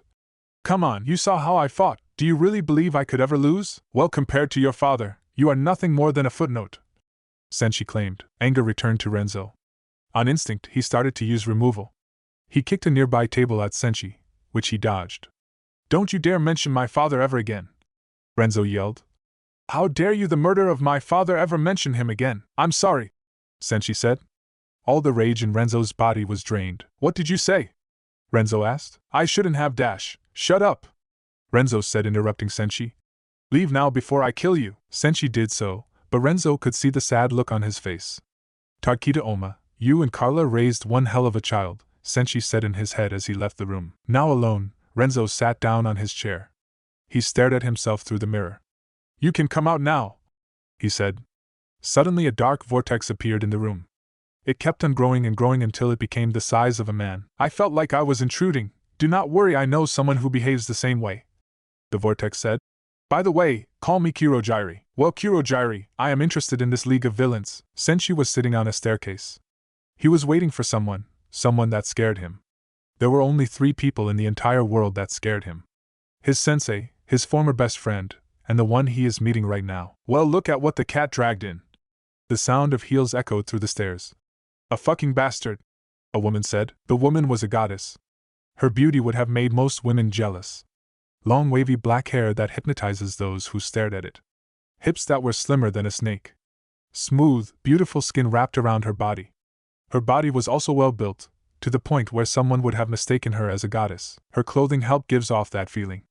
She was wearing a black one-piece dress that covered her body and was wearing dark heels. So why has my ex come to see me? The woman asked. Hello, Utsukushi, Senshi said. Kami, call me Kami. The woman now known as Utsukushi Kami said. You lost the right to say my first name. Kami, I have to tell you something, Senshi said. This better be good, I have important meetings to go to and I can't be late, Kami said as she reached in her purse. I'm sorry, Senshi said. I'm sorry for the things I did and the way I hurt you. Slap. Kami had hit Senshi's face with a right slap, making a red mark on his cheek. How dare you? Kami began to cry. If you think can cheat on me and get away with it, then you know nothing about the real world. Kami then ran off with tears in her eyes. Senshi wanted to run after her to tell her how sorry he was. However, he knew it would just make things worse. Sensei, I just can't earn people's forgiveness, he said in his head. He then thought back to the time when they were together. God damn it, why did I do it? Senshi returned to his group, who had just finished their dinner. Midoriya was still shocked by the sudden act of violence Renzo performed. His body was still shaking in fear. We better get going now, it's getting late, Senshi said. The group said their goodbyes to Tokugawa and left the Tokyo Dome. As they were leaving, Senshi had something to say to Fat Gum. Hey, I need to say something in private with the 2 of them. So you won't mind? Senshi then tilted his head. You know, oh sure, just. Fat Gum looked around and asked. Bad information you promised. Oh yeah, Senshi gestured to him to lean in a bit closer. It is common knowledge that the Black Dragon often rummages through old military bases. However, they also dig underground tunnels that connect to and from bases. That is how they operate and communicate with each other. Fat Gum wrote all of that down on his notebook. Thank you, Senshi. You know you would have made one hell of a hero, Fat Gum said as he walked away, leaving Senshi alone with that statement. Trust me, you don't know how many people have told me that. Senshi then started to walk away with Heijshur and Midoriya. Hey, where is the limo? Midoriya asked. It's not going to come, Senshi said. We're going to walk somewhere private. They followed him until they reached a private park.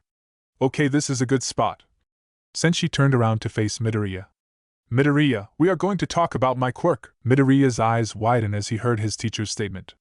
Your quirk, I've never heard you talk about your quirk before. In fact, I did not even know what kind of quirk you have. It could be a hardened quirk, a strength enhancer, or possibly an elemental one. However, it has to be super strong if it belongs to my sensei or else dash. Midoriya, Senshi said, interrupting his train of thoughts. I'm sorry, Midoriya replied. It's a force of habit. Midoriya. Senshi got down to his eye level. What I am about to tell is very important. If you want to tell someone, you must let me know. My quirk is a very important secret to keep. There are only 4 people in the world who know about my quirk, you understand? Yes, sensei, Midoriya said. Very well. Senshi then got up. The name of my quirk is evolution. I gave it that simple name. Its ability, however, it's a lot more complicated. I'll try my best to explain. You see, whenever I'm in a dangerous situation, my body will change. For example, if I am under intense heat, my body will be able to gain the body to handle intense heat. However, my quirk can do more than give me resistant. It can also increase my strength and speed when I need it. Midoriya processed all the information his sensei was telling him. If that's true, then you have the most powerful quirk in the world. Imagine all the possibilities that you can do and the number of people you can save. You can gain multiple quirks and you could even be stronger than All Might. Midoriya explained. Senshi nodded his head. It seems like it, doesn't it? But evolution has 2 major weaknesses. 1, some are not always permanent. Like in the heat example, if I am not around extreme heat all the time, then I will slowly lose that ability. Then there is the second weakness. Every time I gain strength, I will lose 1 year of my life. What? Midoriya said. Did he hear that right? No, it had to a joke. It was one of Sensei's jokes. It was not funny, it was a very bad joke. Even Heidshur was not laughing at the bad joke. Sensei, this is not funny. It's a very bad joke. Midoriya mumbled. It isn't a joke, Senshi said. I have had around 30 changes to my body because of evolution. So I have lost 30 years of my life. Senshi then started to hear crying. So you're dying, Midoriya said. The man who taught him martial arts was going to die. The man who gave him friends. The man who supported him despite his quirkless. The man who was the first person to make him believe that he could truly become a hero. That man was going to die. Midoriya, Sendai said as he got down on his knees. You want to become a hero, right? Midoriya nodded his head. Senshi put his hand on his shoulder. Then I promise I won't die until you become a great hero, Senshi said. You understand? Midoriya nodded, but his tears would not stop flowing. Go home, there's a bus station nearby that will take you home, Senshi said as he gave Midoriya some money. Sensei, thank you, Midoriya said as he ran away. Senshi got up. Heidshur, is there any tea dash? Senshi did not get to finish that sentence as Heidshur punched in the face. Senshi was sent flow back and landed on his back a couple of yards away. Why? Heidshur said as she began crying. Why didn't you tell me? Senshi got up and wiped the blood from his mouth. I'm sorry, I found out 4 years ago and I was afraid to tell you. Who else knows? Heidshur asked. You, me, Midoriya, Dansa, and my sensei, Senshi said. I know I should have told you earlier, so why didn't you? Heidshur asked. Why are you telling me this? Because… More blood came out of his mouth. I realized I have made many mistakes in my life. More than most people in the world. I need to make up for them, and not with words, but with action. Getting up, Senshi wiped the new blood from his mouth. So from now, I'll make sure to make you happy as long as I live. Senshi wiped the tears from her eyes. 1 week later, asterisk beep, asterisk beep, asterisk beep. Senshi pressed down on the alarm as he got up. Heidshur was still hugging his body despite being asleep. It has been 1 week since Senshi moved into her apartment. Ever since then, Senshi has been doing his best to put a smile on her face, either with a silly joke or trying to do something crazy. Senshi moved Higeshi's arms off himself as he began to stretch. I wonder what new adventure will happen today? Senshi asked himself. Asterisk ring, asterisk ring, asterisk ring, asterisk ring. The phone began to ring. Without looking at the number, Senshi picked up the phone. Hello, if you're a shitty ad, please hang up, Senshi said. Well, that's very rude, someone said in Thai. I did so much resource and this is how you greet me. Senshi gripped his fist. What the hell do you want? How did you get this number? His yelling woke up Heidshur, who was confused and startled by his yelling. Relax, I got the number through legal research. I am a hero after all, the voice said back. Anyway, I need a favor from you. I'm done fighting, Senshi responded. Oh no, don't misunderstand, I respect your choices. Instead, I want to have a fight with our students, the voice said. I have no student, Senshi responded as he gripped his fist tighter. So who was the boy that was with you when you went to a boxing gym? Was he also the same boy that went with you to that famous karate dojo? Was he also the same one that went with you to the Jondo Shangdi arena? The voice asked. Senshi's anger was reaching its boiling point. If you touch a hair on that boy's body, I will unleash hell on you. Calm down, the voice replied. I want to arrange a fight with your student against my student. Student? Since when were you teaching someone? Senshi asked. Since you kicked my ass, the voice replied. But I am not angry at you or towards your disciple. You see, my student really needs someone to test his skills against.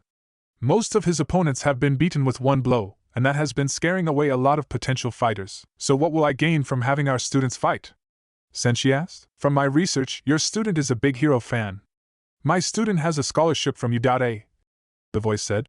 If your student wins, he'll gain access to the biggest hero school in the world. Doesn't that sound like a good deal? I'll think about it, Senshi said. By the way, what is the name of your student? I'm sure you have heard of him, the voice responded. His name is Chaisai Chukriai. Midoriya entered his sensei's new apartment.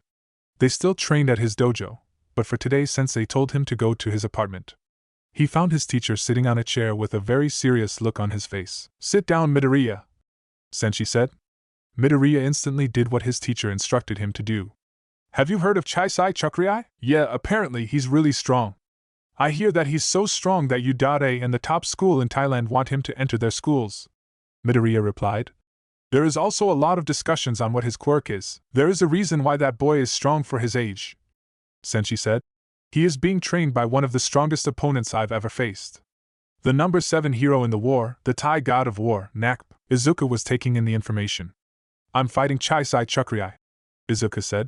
How did this ever happen? In the past, I faced Nakrib in a one-on-one duel. I barely survived. He even gave me this scar on my neck. Senshi pointed to the right side of his neck. Nakrib is one of the strongest men I have ever faced. He didn't get the title of number 7 hero in the world for nothing. I heard that Chukriai has a scholarship to U.A, Midoriya said. He's so strong that U.A is willing to give him free access to their school. You don't have to fight, Senshi said. If you want to back out, that's fine. No, Midoriya replied instantly. I know I want to fight him. Midoriya clenched his fist. If I want to be a hero, I must defeat him. Senshi took out his cell phone. Pushing a few buttons, Senshi put the phone to his ear. After a few seconds of ringing, the ringing stopped. He said yes. Senshi instantly told the person behind the phone. A few more seconds pass. He wants to talk to you. Senshi held out the phone for his student. Midoriya then grabbed it with unease. Hello, who is this? Midoriya asked. Why hello there, Midoriya. I am happy to hear your voice, the voice said in Thai. Midoriya did not understand Thai, so he thought the voice was speaking gibberish. Is it better if I speak in Japanese? The voice asked. Yes, that is better, Midoriya replied. Who am I speaking to? Oh, I'm the hero known as Nak, the voice answered. Midoriya's entire body went still. Is this a joke? Midoriya asked, not believing the voice on the other line. Nope, this is the real deal, the voice said, not knowing the can of worms that he just opened. Oh my god, I cannot believe that I am talking to a top 10 hero. Your heroic works have attributed much to Thailand, and you often work a lot with all might. Your fighting style is a combination of both Muay Thai and Muay Baran. You also started your own school that people say rivals U.A in terms of teaching. Midoriya started to hear laughing on the other end. You know, I was told you would be a hero fan. I would never have imagined you would be this big of a fan, Nakab said. Can I ask a question? Why are you training Churki? Midoriya asked. First, that is 2 questions, and second, that is a secret. See you soon, Midoriya. The phone went silent. Somewhere in Thailand, more specifically Saraburi, a boy was walking on an empty path wearing his school uniform. He kicked some rocks on the ground, seeing how far he could make them go. He looked at his watch, wanting to know the time. Holy shit, I'm late, the boy yelled. He ran like a speeding bullet and passed by some bystanders. Some people waved to him, and he happily waved back. Others yelled that he should watch where he was going. After taking a few turns and nearly crashing into a few people, the boy arrived at his destination. I am here, he proudly stated as he arrived in front of the building. Thunk. A knife landed right next to his head, breaking his confidence. Why the fuck are you always late? A man asked. I'm sorry, I was distracted, the boy said as he got down on his knees. This is the 5th time this week, the man said. Do it again and I'll make your current training more hellish than you can imagine. Well, I don't really mind, my current training isn't that hard, the boy replied. Shut up and give me 200, the man yelled back. Yes, SIR, the boy yelled as he got down and performed push-ups. Hey, coach, you go easy on him. He's the champion, an older fighter said as he was kicking a sandbag. You idiot, that's exactly why I have to be hard on him, the coach replied. The day would go on like this. The boy's coach would say some insane workout, and the boy would do it without any question. It could be kicking a banana tree or dodge fruit thrown at him. After 3 hours of intense workout, the boy went home. He did not run because it was actually pretty close to the gym. Reaching into his backpack, the boys took out a pair of keys and opened the door. A force attacked once he opened the door. Another boy faster and smaller than he was. Big bro, you're back home, a smaller and younger boy said. I know that, the older boy said. And get off. The younger one immediately got off his older brother and ran back inside. The younger boy ran into the house yelling, Big bro has come home, repeatedly. Eventually, the 2 adults of the house came out and stopped the young boys yelling. Che, please calm down, a grown woman said. Now get ready for dinner. The young boy nodded his head. Chai-sai, welcome home. Hello, Mom, Chai-sai Chukriai said as he hugged his mother. How's Dad? Chukriai asked. He's on his last tour, but he'll be home soon, his mother said. Can you help your brother set up the table? I will, Chukriai said as he put his backpack down. He helped his brother Che put placemats, napkins, and utensils down on the table. After putting everything down, the 2 boys sat down to eat. His mother then put the meal down for everyone to see. The meal was masaman curry, a common Thai dish. Knock knock, Dad's home, Che said as he got up from his seat. Sit down, Chukriai said as he grabbed Che immediately. I'll get it. Walking to the front door, Chukriai peeked through the door peephole. Once he recognized who was behind the door, he instantly opened the door. Nak! He yelled, and the giant man in front of him, the large man, hugged back. Chukriai, you don't have to hug me. Where's your father, by the way? The man was 6 feet and 5 inches tall. He also had a powerful body. He had brown skin and black hair in the shape of a ponytail. However, his most defining feature was the scar on his forehead. It was a white scar that looked similar to an explosion. Dad's giving a tour, so he won't be back for a while, Chukriai said as he released the bigger man from the hug. We were about to have dinner. Do you want to join us? No thank you, I already ate, Nakib said as he entered inside. Hey look, Nakib is here, Che said as he was still eating his meal. Nakib, how have you been? Chukriai's mother asked. Would you like to have dinner with us? Sorry, I'm just here to have a chat with Chai Sai, Nakib replied. Chai Sai directed the hero to his room, which was the room of Nakib's #1 fan. Merchandise and memorabilia covered the room. It was like a certain Japanese boy's room. I still can't believe that this is what you spend your fight money on, Nakib said. Sorry, I could not help myself.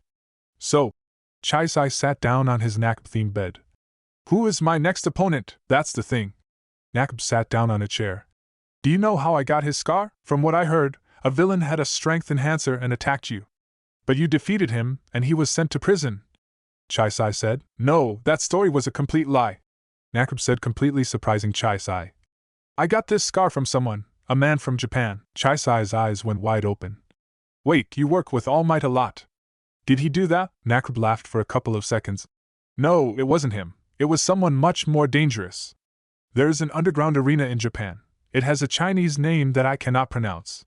Anyway, it is a big arena, heroes, villains, and even some vigilantes, although it apparently is illegal in Japan. However, many politicians from around the world go there. Anyway, the point I'm trying to make is that I fought in that arena. Chai Sai's eyes were the size of boulders. Why would you do such a thing? A title, Nakib replied as he looked out the window. The title of king. However, I lost my match and got this scar as a result. The main reason I'm trying to make is, the man who beat me has a student. He's my next opponent then, Chai Sai said. This student of his. You're correct, Nakib said. The fight is in 1 month, Chai Sai smiled. You got me interested. Let's see if he lives up to the hype. Though I should mention this, you two have more in common than one would believe. Back to Japan. Midoriya, do you know what makes Muay Thai so strong? Senshi asked. The two of them were back in his dojo. Midoriya was sitting right in front of him in a standing bow style. The elbow, Midoriya replied. No, because karate also uses the elbow, Senshi replied. It's the body. Midoriya tilted his head, showing his confusion. Muay Thai uses all of the body's natural weapons. Hands, elbows, shins, and knees. Because of this, Muay Thai is said to be the world's greatest striking martial art. However, it is not invincible. If you're a good grappler, then you can handle a Muay Thai fighter. But this isn't going to be an MMA fight, Midoriya replied.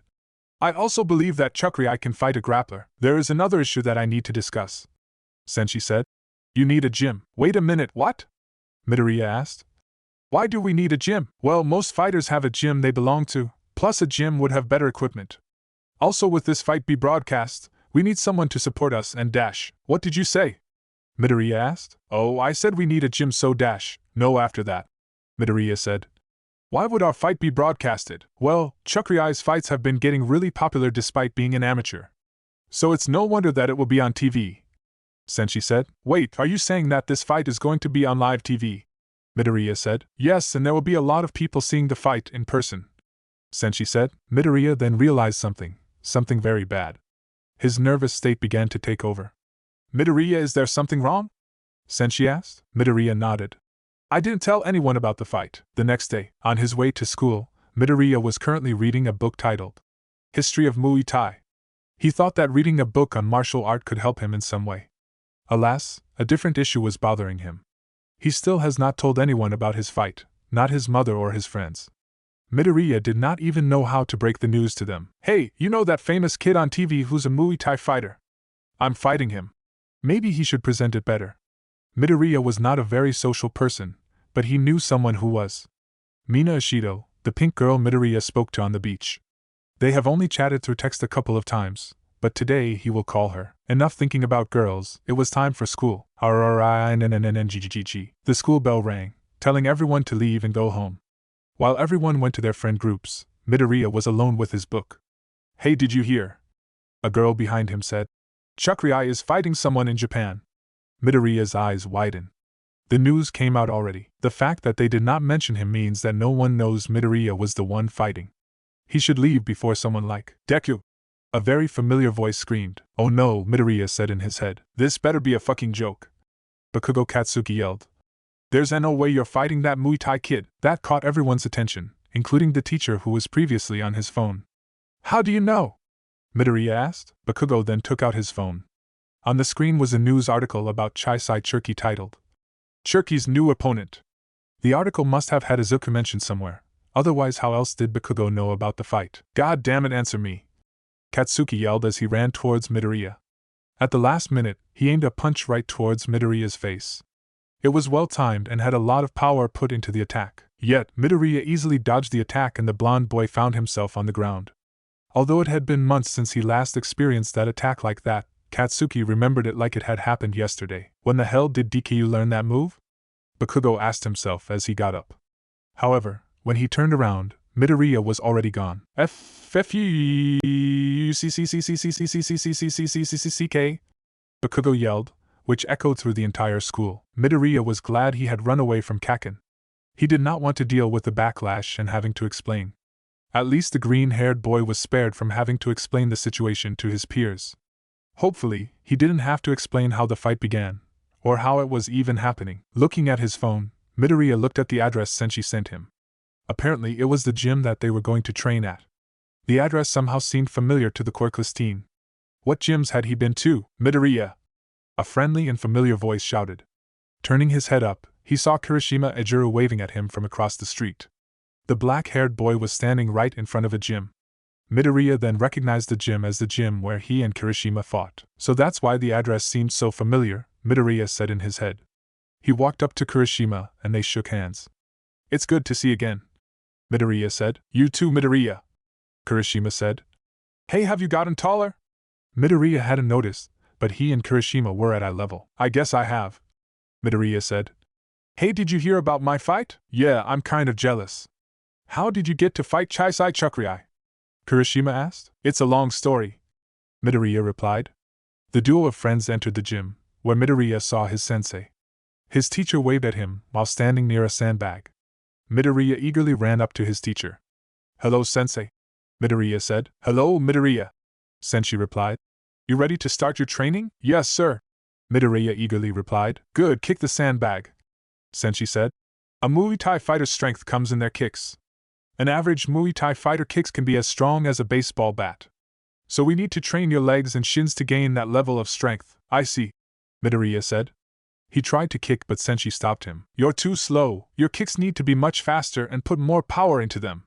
Another thing, aim higher when you kick so you can aim for the head, Senshi said. Got it, sensei, Midoriya said as went back to kicking the sandbag. After some intense workout, Midoriya found himself walking home.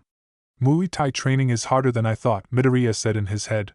I wonder what kind of training Chakrai is doing? Before he was able to turn the corner, Midoriya saw something that made him stop in his tracks. A horde of paparazzi was crowded around his apartment building. They were asking questions to the neighbors or anyone who encountered the swarm of reporters. What in the world is going on? He asked himself. Izuku! A familiar voice called from behind him. The young boy instantly recognized the voice as his mother. Turning around, the boy saw that his mother was clearly shaken from the sight of the reporters. What did you do? She asked. Nothing illegal, Izuku replied. Good job, Kendo, your kicks are getting even better. A man wearing a black belt and a mitt said. Thank you, the orange-haired female said as she wiped the sweat from her forehead. Kendo then continued to train with the instructor. A man watched said. You know she's been happier ever since that green-haired boy came. He was then immediately knocked to the ground. Please do not mention the boy, Oikakit said. He then reached his hand out and supported the other man up. You know, she's around that age, the man said. You better shut up before I throw you off the roof, Oikakit replied. The man knew he was dead serious, so he stopped his teasing. After the workout, Itsuka looked at her phone, which displayed a shocking news story. Chisai Chakrai is now facing a Japanese teenager. What in the world? Itsuka asked. Higher! A blue man yelled as held a striking pad above his head. A metal staff connected with the pad, making a loud boom sound. Faster! The blue man yelled again. The staff struck even faster than before. However, it had less of an impact. You need to maintain your position, a red man suddenly said. Or else you're going to lose power in your strikes and enemies would take advantage of you. Yes, senseis, Momo Yaoyorozu said as she maintained her position. Wait, Koibito said, he's the blue one, as he held up his hand. I think that's enough for today. Go get some rest. All right, sensei, Momo said as she wiped the sweat off of her face. She then grabbed a water bottle and created a towel for herself. A notification then popped up on her phone. After seeing the title and reading the article, she only had one thing to say. How is that possible? Izuku and his mom were forced to stay in a hotel to escape from the paparazzi. Izuku had to wear the same set of clothes from the day before and went to school escaping and dodging the press. They even found the name of his school crowed around that area. Luckily, the crowd was smaller than the one at his house. Seeing the crowd surrounded the entrance of his school, Midoriya needed another way of entering the building. Fortunately, he was on the side of the school and no one had spotted him yet. How do I get in? Izuku asked himself. Looking at the wall and then at his fingers, Midoriya got an idea.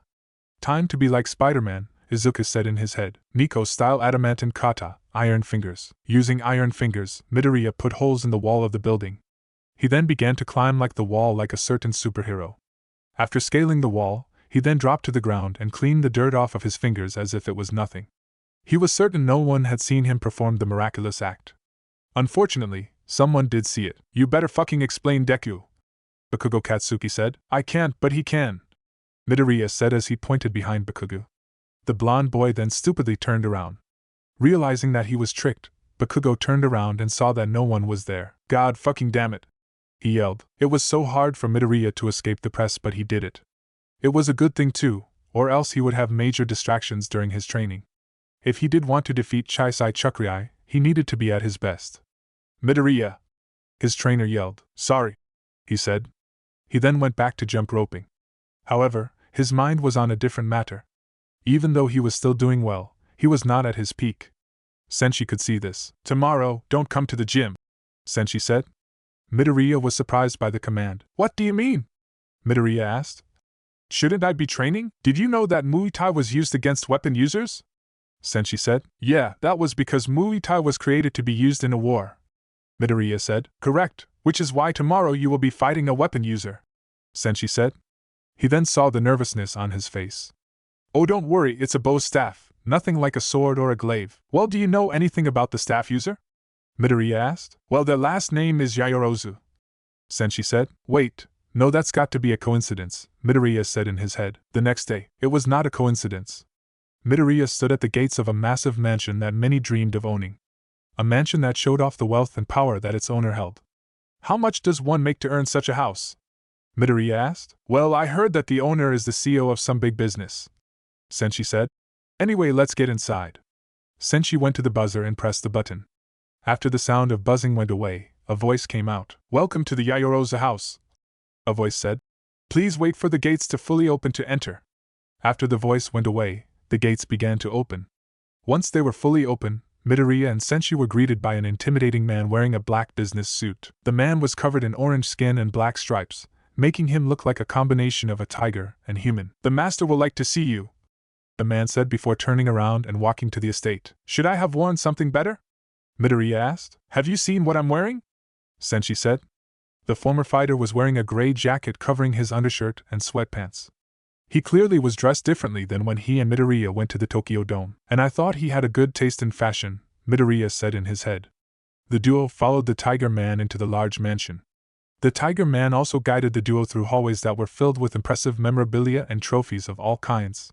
Hey sensei, how do you know this guy? Midoriya asked. We used to get drinks together, Senshi said. Also, I helped him in betting, so that might have helped him get rich. They continued to walk down the hallway to the point that Izuku had lost track of where he was going. Finally, they arrived outside on a porch where they were greeted with a majestic sight. A beautiful garden shined on their eyes. Lovely flowers that looked like it came from the Garden of Eden. A pool was also in view that was so big Midoriya thought it was an ocean. There were also statues as decoration. However, they were so well made that Midoriya fully believed Leonardo da Vinci made them. Midoriya couldn't believe what he was seeing. Did I go to heaven? Midoriya asked. There was no other way he was seeing such gorgeous scenery. Senshi, my good friend, a voice called out. The duo turned to see a handsome man wearing a bathing suit and a towel around his neck.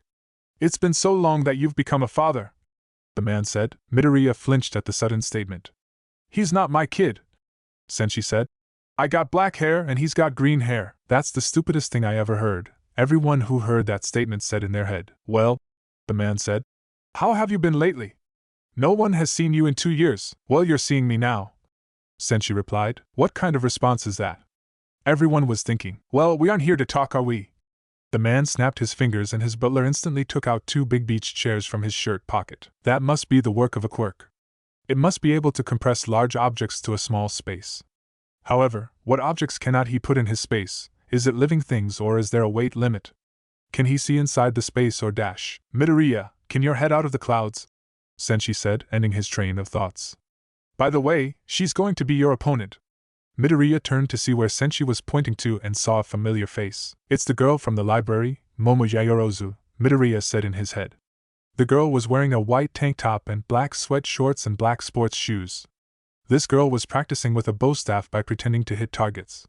Accompanying her was a blue man and a red man standing very close to each other. However, Izuku wasn't paying attention, rather his mind was somewhere else. She's very pretty, like an angel, Izuku said in his head. He then blushed at the realization of what he was thinking. He then felt a tap on his shoulder. Turning, he saw his sensei shaking his head. Save those thoughts for later. Her father is right here, Senshi said as he pointed to the handsome man. Midoriya's was flabbergasted at the sudden information given. Snapping his fingers, Mr. Yaoyorozu was given a loudspeaker. Okay, that's great. Kibito and Yakubo, come back up. Momo, you stay there. The 2 men left the girl all alone, giving her time to recover. Okay, Midoriya, you go on down by taking the stairs. Izuku saw where was pointing to and went down in a flash. Oh, he's fast. Is speed his greatest attribute? Asked. No, but you'll see his greatest attribute soon, Senshi said. As the 2 men were talking, Kibito and Yakubo came up the stairs and instantly recognized one of the men. It's you, they both said as they pointed to Senshi. They both went into a kung fu stance and yelled in unison. Come on, let's fight. Not interested, Senshi said, much to the dismay of the couple. Momo was shocked to find out that Midoriya was sparring with her. He later explained that since Muay Thai was originally made to battle against weapon users, it would make sense to spar against one before his major fight. That still didn't satisfy Momo. Out of all the weapon users in Japan, why her? It was probably because she was around the same age, or maybe there was a different reason. Yaoyorozu, Midoriya said, taking her head out of the clouds. I was saying that whoever lands on their back first loses. Is there anything else you wanted to add? As he was talking, Midoriya also started to stretch, making sure his body was ready. Yes, no going for the clothes please, or the eyes, Momo asked in a cute manner. Okay, Midoriya replied with a blush. She's too cute, he said in his head. Come on, Izuku, focus. Image her as Kaken. Wait, no, that's too much. Imagine her as Kendo. Okay, that's better. Izuku was now ready for battle. He put on a traditional Muay Thai stance. Momo saw the change in Midoriya's eyes. She was thrown off, but that wasn't going to stop her. She placed her staff next to her body and pointed the tip of the staff right at Izuku. Her legs were spread far from each other. Begin! Mr. Yaoyorozu yelled through his loudspeaker. Momo was the first to attack. She thrust her staff right towards Izuku's chest, which he barely dodged. Momo then swung her staff around, aiming for Izuku's head. He placed his left arm to block the oncoming swing. The blow was powerful and left his arm shaking. Momo saw how well the strike did to Izuku's arm and followed that up with another strike on the right side. Midoriya blocked that as well, which was according to Momo's plan. Both of Izuku's arms had taken serious damage, greatly weakening his arms. She's strong. If I want to win, there's only one thing to do, Izuku said in his head. He then dashed towards Momo. The black-haired girl was surprised at the sudden action but quickly responded by jumping back. Momo then attempted to unleash another thrust towards Izuku's stomach. His stomach took a lot of damage, which made Izuku fall to his knees. Using her staff like a sword, Momo raised her weapon above her head and brought it down towards Izuku's head. She expected Izuku to either fall from the strike or dodge it. She didn't expect Izuku to grab it in midair with one hand. She tried to make Izuku release his grip, but it was too strong. Niko-style adamantine kata, iron fingers. So this was what Midoriya was trying to accomplish. I'm glad you've succeeded, but that won't stop me. Momo then kicked Midoriya right the stomach. She would have followed up that attack, but Izuku pulled off his finishing move. Izuku had placed his foot right behind Momo's ankle. He then tripped the young girl and made her fall on her back. Before she could get up, Izuku got on top of Momo and placed a palm above her face. "I win," Izuku said. He then offered his hand to the black-haired girl. She grabbed his hand and he helped her up. "You put up an amazing fight," Izuku said. "Well, looks like Momo lost," said in a sad tone. "I guess our training wasn't good enough," Kobito said. "Now there's only one thing to do," Yakubo said as he reached into his suit. "For hurting our little angel we must strike against evil," said as he destroyed the rail in front of him with his grip alone. A dark aura surrounded him and his bodyguards. Kobito reached inside his suit and took out a pair of nunchucks and began swinging them. "Our precious angel must be protected at all costs. We will destroy anyone who hurts her," Yakubo said as he took out a chain and sickle. "Oh shit," Senshi said on his head. Before he could respond, however, a woman appeared and hit the three men with a large paper fan. "I thought I said not to interfere with Momo's love life," a woman in a business suit said, holding a paper fan. "We want her to have a normal and healthy social life." "I'm sorry, honey, but he hurt our little angel," pleaded as he hugged the lower half of his wife. While he was hugging her, two bodyguards rubbed the part of their heads where they got hit. "She doesn't look that hurt to me," said as she pointed to the kids. They were currently talking to one another, even from far away. Anyone could tell that they were having fun. Momo was even laughing every now and then. "Okay, she could hang out with him," said. "For now." "What was that?" his wife asked as she brought out the paper fan. "Nothing," instantly replied. While this family drama was going on, Senshi was eagerly watching while drinking tea. This was more entertaining than the time Undertaker threw mankind off a cage and into an announcer table, he said in his head while drinking tea. "So Midoriya," Momo said. "How are you fighting Chisai Chukriai?" "Well, I am thinking of attacking his hips. That way kicks would be harder to pull off," Midoriya explained. "That is not what I meant. I was asking how a boy from Japan was capable of being in a fight with the most talked about boy in Thailand." "Well, my sensei is friends with his coach," Izuku said, trying to keep his teachers past the secret. "Well, that makes some sense," Momo replied. "I heard the media was giving you a lot of attention lately. Are you and your family doing all right?" "Yeah, my mom and I are doing well. Even with the never-ending reporters," Midoriya replied. "What about your dad?" Yaoyorozu asked. Izuku's face changed. "I don't see my dad a lot." His face had a sad expression and it looked like he was about to cry. "Oh God, I'm a monster," Momo cried in her head. She needed to change the subject. It was a crime to hurt such an innocent boy. "Want to see the cool things my quirk can do?" Momo asked the green-haired boy. His head tilted in confusion. "My quirk is called creation. As long as I know what an object is made out of, I can create it as long as I have enough body fat." She demonstrated by creating a notebook through her arm. Izuku's eyes widened with amazement. "That quirk is amazing, you can do so many things with it." "Wait, can I borrow that notebook?" Momo gave him the notebook. He was about to write things down when he realized something. "I don't have a pen." Momo then gave him a pencil. "Thank you," Midoriya said, then he began his writing. "With a quirk like that, you can possibly do anything. Since you created this notebook, you could also create an endless amount of paper, saving tons of trees, and also create seeds that can plant more trees. However, is that all? Can she also create items like clothes or money? That could ruin the local economy, but why stop there? She might also create weapons of mass destruction like an atom bomb. The quirk could also create gases, like poison or sleeping gas." Midoriya went on and on about her quirk. While he was doing this, Momo looked at her hands with one thought in mind. "Am I that powerful?" she asked herself. That night, Senshi was at a dilemma. He thought everything was going to be alright. He was dead wrong. He was sitting down on a couch wondering what to do to fix the situation. "Hello there," his girlfriend Hageshire said, leaning her head next to his face. "General Kenobi," Senshi replied. "I don't get it," she replied in a dull voice. "Forget it," Senshi replied. "Can I ask you something?" "Sure." She rolled on top of the sofa and landed her butt right on the seat next to him. "What's the question? Do you think Midoriya will win?" Senshi asked. Hageshire put a finger to her chin. "He has a good chance, around 40% I would say." "That's not good enough," Senshi said. "If nothing changes, then Midoriya will lose. Should we increase his training?" Hageshire said. "No, even if we did it wouldn't be enough. I'm afraid we need to do that training," Senshi said. Hageshi's eyes widened when she realized what kind of training he meant. "Jesus, I was a high school senior when I did that training. How would Midoriya, a middle school student, handle that kind of training?" Hageshire asked. "I'm not sure," Senshi said. "Even if he does do it, there's very little chance that he would survive, But if he did, Midoriya would have a higher chance of winning. I don't think you should be asking me then, Heijure said. Instead of asking me, I believe you should ask Midoriya. She got up from the couch and left Senshi with his own thoughts. Knock knock. I'll get it, a green-haired woman said. She walked away from washing the dishes and looked through the peephole, in case it was a reporter. Instead, it was a man she had not seen in a while. Opening the door, she greeted the guest.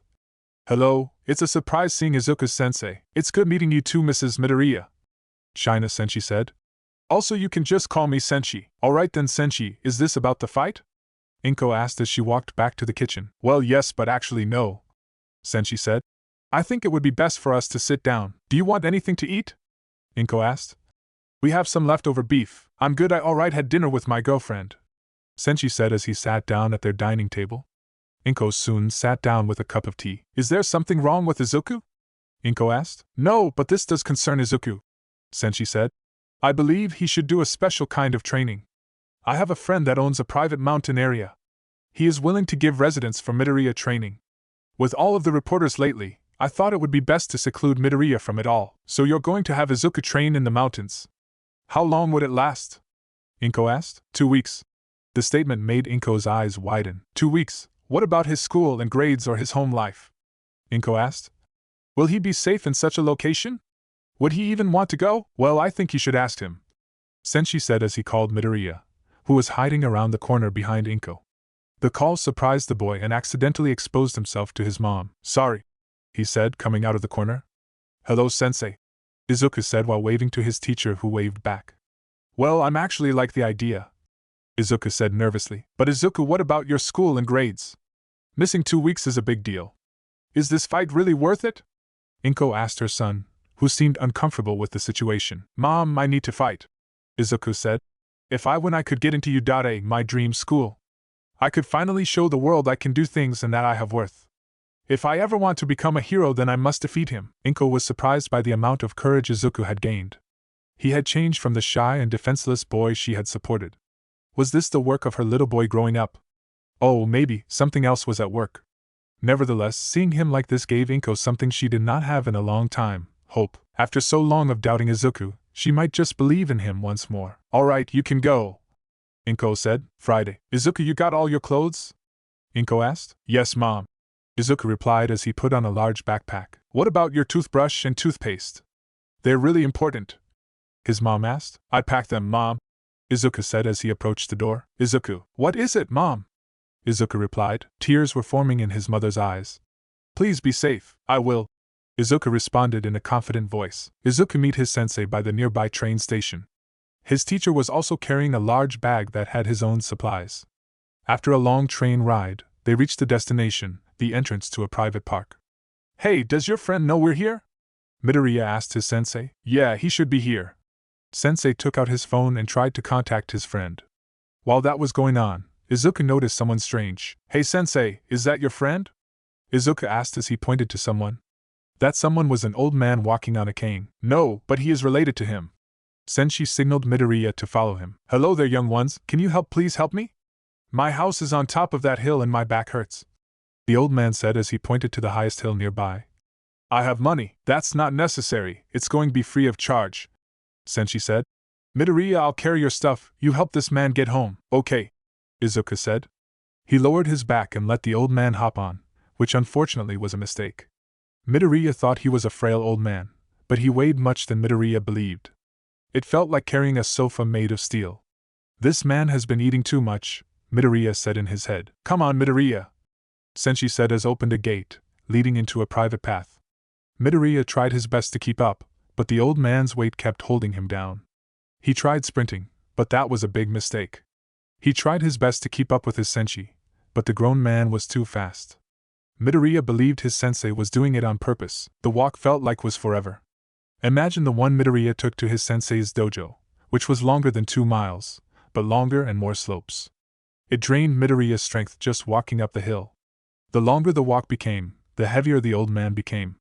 However, Midoriya kept on walking. If he wanted to beat his upcoming opponent, he needed to get as strong as possible. So keep on walking, even if his legs went screaming to stop. That was until his sensei made him stop. Is something wrong? Midoriya asked. He looked around and did not see anything but trees and grass. Then he heard the sound of a gun reloading. Before he could even react to the sound, Senshi instantly moved him and the old man away from the path and into a bush. 1 second later, shotgun blasts echoed through the forest, bursting Midoriya's eardrums. The sudden shock distracted Midoriya from noticing the old man getting off his back. Once his hearing came back, Midoriya heard what sounded like an argument between the old man, Senshi, and a new voice. "You asshole, you almost shot us!" Senshi yelled. "I wasn't aiming for you or the kid, I was aiming for this old fuck." The new voice said. "Well, this old fuck thinks you did a bad job. You couldn't kill me even if the gun was in my mouth." The old man yelled. "You shut up. You have been around forever. You're older than dinosaurs." The new voice screamed. Taking his head out of the bush, Midoriya could not believe what he was seeing. His sensei was arguing with a short man carrying a double-barrel shotgun. The short man had short brown hair and was wearing a camouflage outfit. He was also so angry that veins appeared on his forehead. The sound of laughter then echoed through the forest. "Oh God, this is even funnier than a Rakugo play," a familiar voice said. Suddenly, a young man descended from the trees and Midoriya instantly recognized who it was. "You're Kure Renzo," Midoriya said, revealing himself to everyone. "At your service," the Prince of Fighting said. "Prepare for the longest 2 weeks of your life." The whole thing was a surprise to Midoriya. So many things were weird with this picture. How is this even happening? Midoriya asked himself. "You know that was a bad hiding place. Everyone knew you were there," the short man said to Renzo. "I didn't," Izuka said in his head but didn't want to say out loud. "Hey you," Kure Renzo said as he pointed to Midoriya. "How do you know my name? I've never seen you before." Midoriya did not know how to reply, so he said the stupidest thing he could say. "Yes." "Ha ha ha ha ha." Renzo laughed like he was being tickled to death. "I might like you, little grasshopper. But still, someone should answer my question. He saw your match against Don Quixote Guerrero. It was quite brutal if I do say so myself," China Senshi said. "To be honest, I never imagined you would have come." "Well, you still need to give me to stay," Renzo said. He then grabbed Senshi's shirt by the collar and tugged at it. "You don't like it when I'm angry." Senshi easily brushed his hand off. "We could talk here, but I think you'll prefer to talk alone." "Suit yourself," Renzo said. "Just don't bore me. I hate boring things." He and Senshi then went off the path, leaving Midoriya with the 2 lunatics. "So, this was exciting," the short man with the shotgun said. "You better give me a good reason to be here. I have matches to do, and honestly I think I would rather be in 100 more matches than handle whatever drama those 2 are dealing with," Renzo said as he walked with hands in his pockets. Senshi found a large log on the ground and decided to sit there. "Have you heard of Raiden Tamiman? Are you talking about the sumo wrestler?" "Yeah, I've heard of him, and didn't he die a long time ago?" Renzo replied. "A sumo wrestler is going around using that same name. He claims to be the reincarnation of the famous wrestler," Senshi explained. "And I also heard that he's going to be your next opponent. I've got nothing to worry about. It's sumo, nothing too bad," Renzo proudly stated. "Well, from what I've seen, he's going to annihilate you," Senshi remarked, which ticked Renzo off. "You want to say that again?" Renzo started to use removal on his arm, turning it red. "If I kill you now, the title of king will be all mine." However, before Renzo noticed, Senshi quickly got behind him and pushed him to the ground. "Just like that," Senshi said. "You keep using the removal too much. Besides, you are not using Niko's style to the fullest. If you did, Guerrero would have been a cakewalk." Renzo quickly got up and pulled his fist back. "Niko's style adamantine kata, iron breaker plus removal, iron removal." Renzo threw his fist right at Senshi's chest. This attack was so strong that Renzo once used it to destroy a car. It was Renzo's best offense move. However, it did not affect Senshi. "You know I can teach you a few things for a price," Senshi said to the starstruck Renzo. Renzo then removed his fist from Senshi's stomach. "From what I'm guessing, you want me to teach the grasshopper. Well, what is in it for me? Nothing in the Kure clan is free," Renzo said. "Midoriya wants to be a hero," Senshi said. "Just like your dad." Renzo raised his eyebrow. "So, a lot of people want to be heroes. What makes him special? He's also quirkless like your father," Senshi said, which caused Renzo's eyes to widen. "Can you imagine the pain and humiliation that boy suffered because of his dreams? Doesn't that remind you of a certain someone?" Renzo rubbed his hair, before concluding. "Fine, I'll do it, but only because I have nothing else to do and I don't want to lose to a fatty." "Good, now let's regroup before." Kaboom. Before that happens, Midoriya was hiding once again. He did not want bullets to enter his head. However, he feared that hiding behind a tree was not a smart idea. "What the fuck did you say, you old piece of shit?" The shotgun wielder said as he reloaded his gun. I said you as good as a shot as blind man with no arms? The old man said as he took out his hunting rifle from his back, which explained why he was so heavy to carry. A shooting match went on, while Midoriya hid in his bad hiding spot and wished to go home. Maybe I should have stayed with Kirishima, Izuku said in his head as bullets flew everywhere.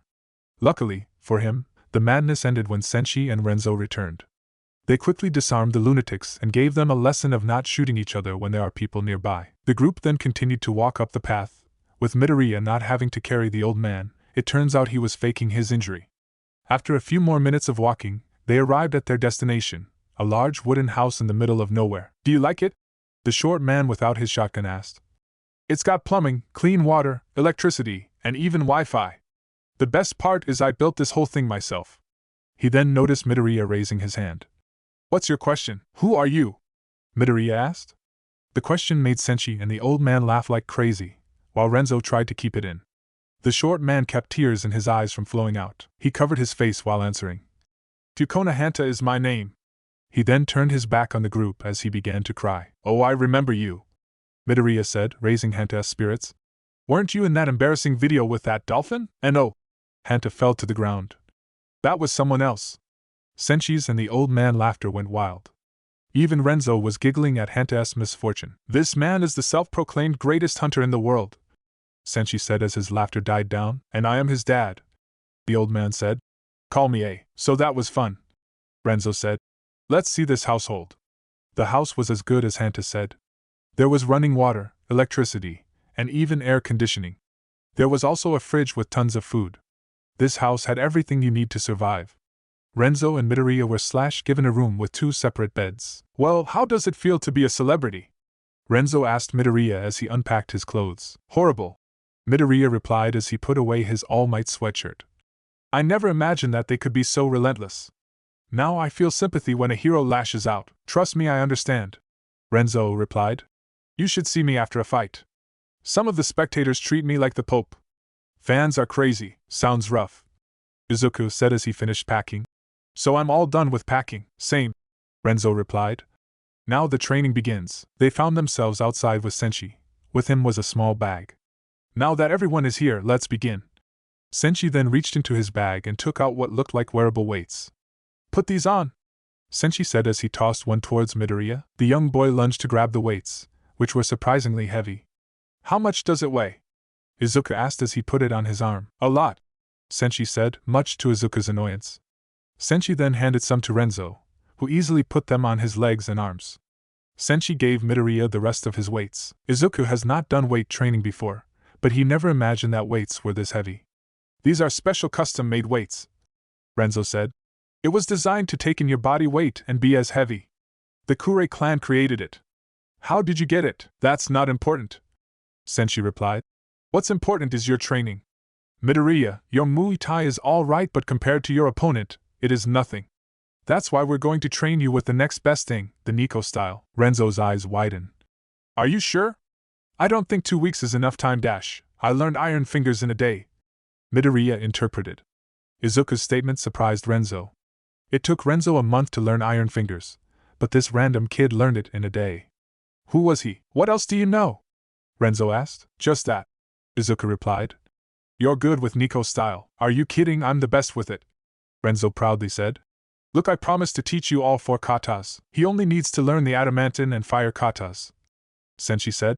Since it's going to be Muay Thai match, he's going to wearing boxing gloves.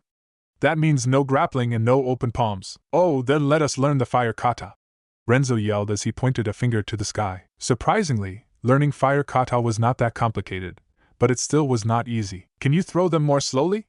Izuku asked as he dodged an apple thrown at his head. Nope, Renzo said as he reached into a basket and threw an orange at Midoriya's chest. Are sure this is the right way?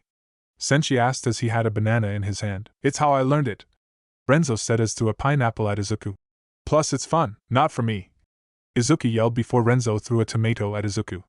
Is there a better way to do this? Why, yes there is, Renzo said, making both Senshi and Izuku look at him with weird looks. Then Izuku was interrupted by a tomato being thrown at his face. Renzo then noticed the mad looks being thrown his way. What did I do? So turns out there was a better way to learn fire kata, and you'll never believe it. It was running. Not running up a mountain or running on top of a lake, just plain old running. However, there was a catch. Have you ever run 8 miles before? Imagine running 8 miles but having to constantly run at full speed without stopping. That is exactly what Izuku was currently doing now. Izuku was supposed to run in one large circle. Renzo said that if he stopped even for a moment, then the training would be pointless. Most people would have slowed down around the second or the third mile, but not Midoriya.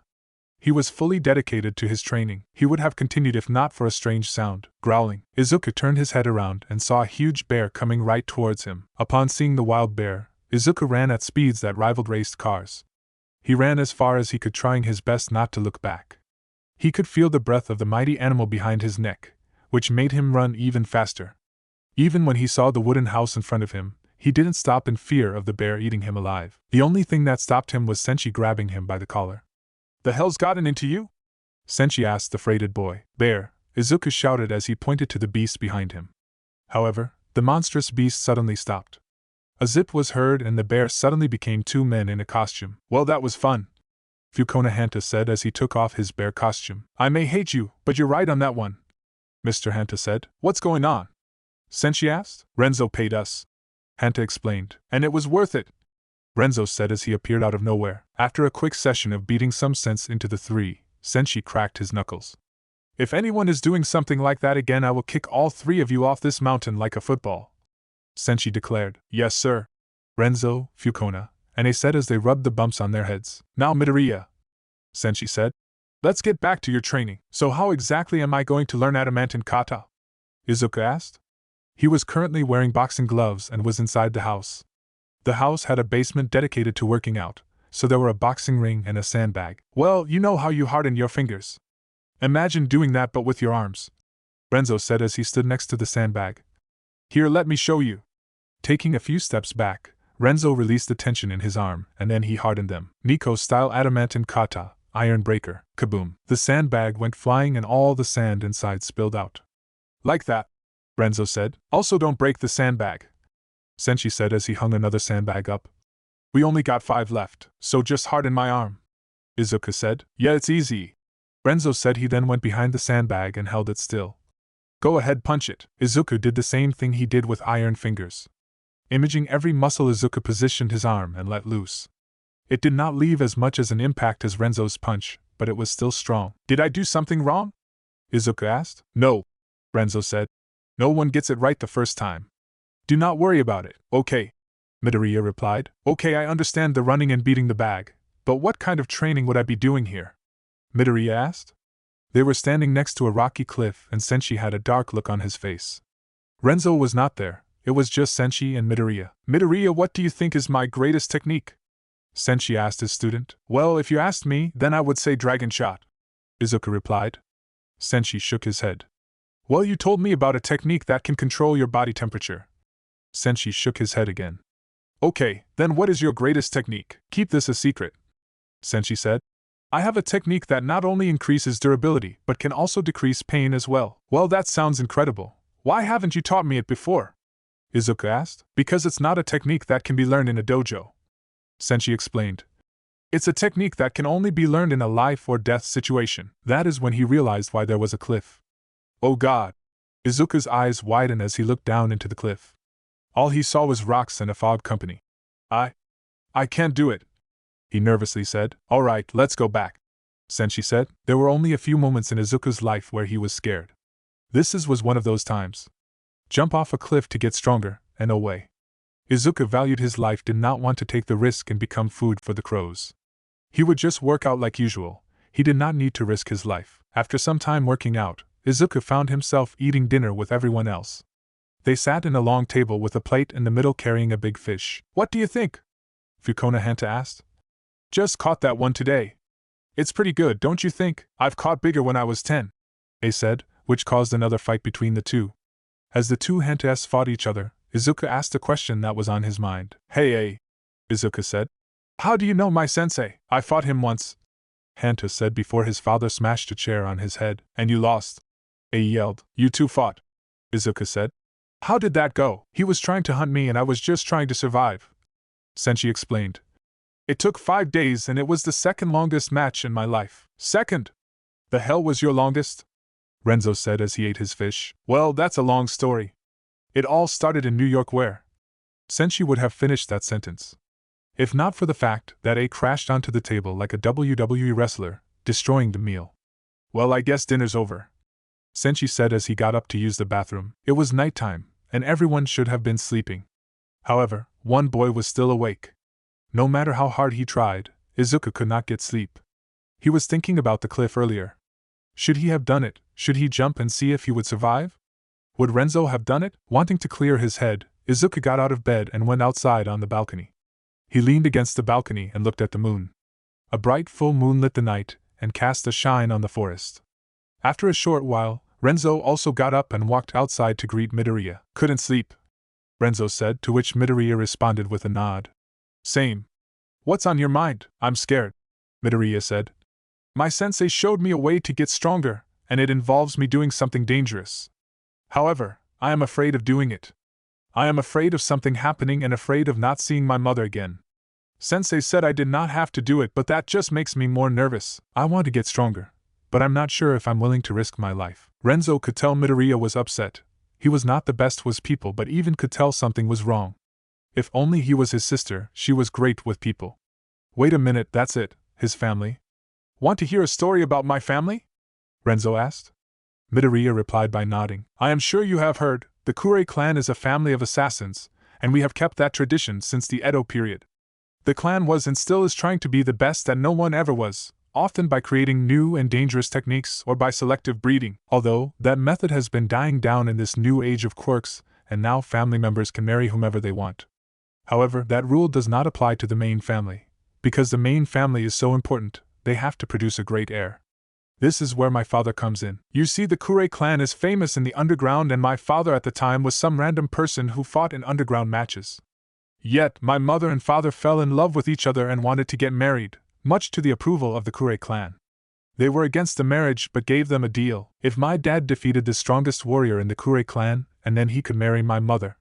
My father was at first skeptical, but then his friends were threatened and had no choice but to fight. My father was expected to lose and die right there. He was outclassed both physically and technically, and that was the thoughts of everyone there, even my mother. Somehow he won. My dad beat my uncle one-on-one and officially entered the Kure clan. My parents got married, and 9 months later, I was born. Then 2 years later, my sister was born. They then lived happily ever after. Wow, so against all odds, your father still won. That's amazing, Izuku said. I know, and surprisingly he and my uncle became close friends. They later taught me Niko style and Kure style, Renzo explained. Did you learn the lesson? Lesson, there was a lesson, Izuku said. Forget it, Renzo said as he went back to bed. What was the lesson? Izuku asked. I said forget it, Renzo replied. What, can I ask you a question? Why do you fight in the arena? Izuku asked. Renzo turned back and looked with his dark eyes. To become the king. The next day was even harder for Izuku. A lack of sleep was weighing him down. That and the workout today was harder than yesterday. He did 500 push-ups, 500 sit-ups, and over 500 squats. No man, much less a middle scholar, should ever do this much exercise in a day, but that was not the end of his trouble. Because they were in the middle of the woods, they need firewood, so someone had to chop down firewood. Guess who that someone was? Well, at least he was not running from a bear. The axe he used was very light, but due to his weights, the axe felt like it weighed a ton. After chopping down some wood, Midoriya finally got a break. Hey, has anyone seen my dad? Fukona Hanta asked. His lunch is ready, I'll go get him, Midoriya said. Thanks, he might be out by the garden over there, Hanta said as he pointed to a path. He goes there a lot to farm pickles. Don't worry, I'll get him, Midoriya said as he ran off. It was a quick run and Izuku instantly found the old man. He was in a garden that had a big chunk of the soil already softened. Mr. Hanta was doing hoe farming and did not even stop when he noticed Midoriya. Mr. Hanta, your son says lunch is ready, Izuku said. BH, the youngster has probably poisoned the food, he said as he continued to farm. Want me to help you? I don't mind doing it, Midoriya said as he held out his hand. Sure, do some real work, the old man said as he put the hoe in Midoriya's hand. Midoriya tried to do some farm work, but nearly every time he swung the hoe, the old man would criticize something he did wrong. After a while, Izuku finally got a stance the old man liked. After swinging the hoe a few times, Izuku asked, Hey, so what are you farming? Pickles, like we always should be. A let out a grunt when he finished his sentence. That was when something came to Midoriya. Oh, now I remember, Hanta Fruit Parlor. My mom buys a lot of fruit from that company, Midoriya stated. And oh, we are a pickle company. We will always be a pickle company. A yelled. Is that why you hate him so much?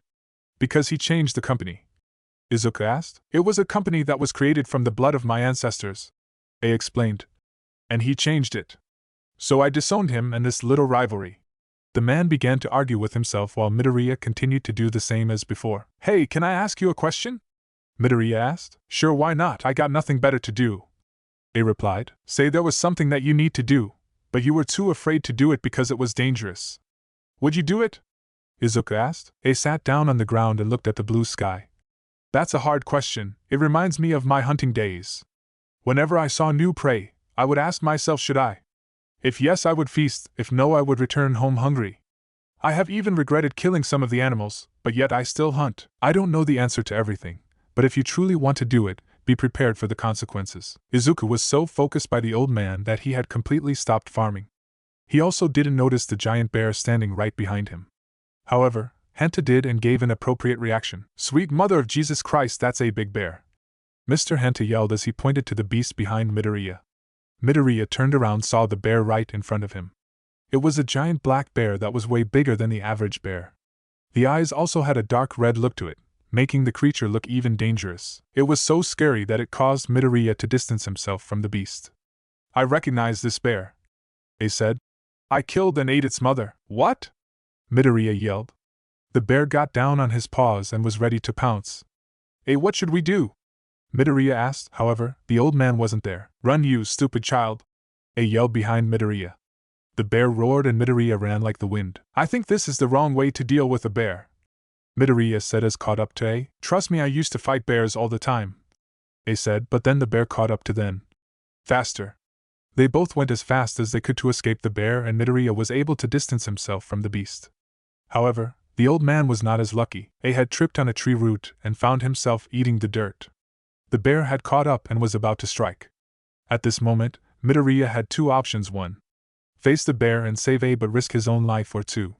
Run and tell the others what happened. What should I do? What should I do? Midoriya asked himself. Before he knew it, he picked option 1. Izuku quickly closed the distance between him and the bear. Before he knew it, Izuku punched the bear right between the eyes. The bear immediately stopped in its tracks and had its eyes closed. Wait, is this Iron Breaker? And I went so fast, that must be Fire Kata. Midoriya grew a smile on his face. I did it, I can't believe I did it. His simile ended once the bear got back up. Ah shit, Midoriya said as the bear swiped his claw. Midoriya would have died, if not for Renzo appearing in front of him and punching the bear. Muda! Renzo yelled as he punched the bear right in the stomach.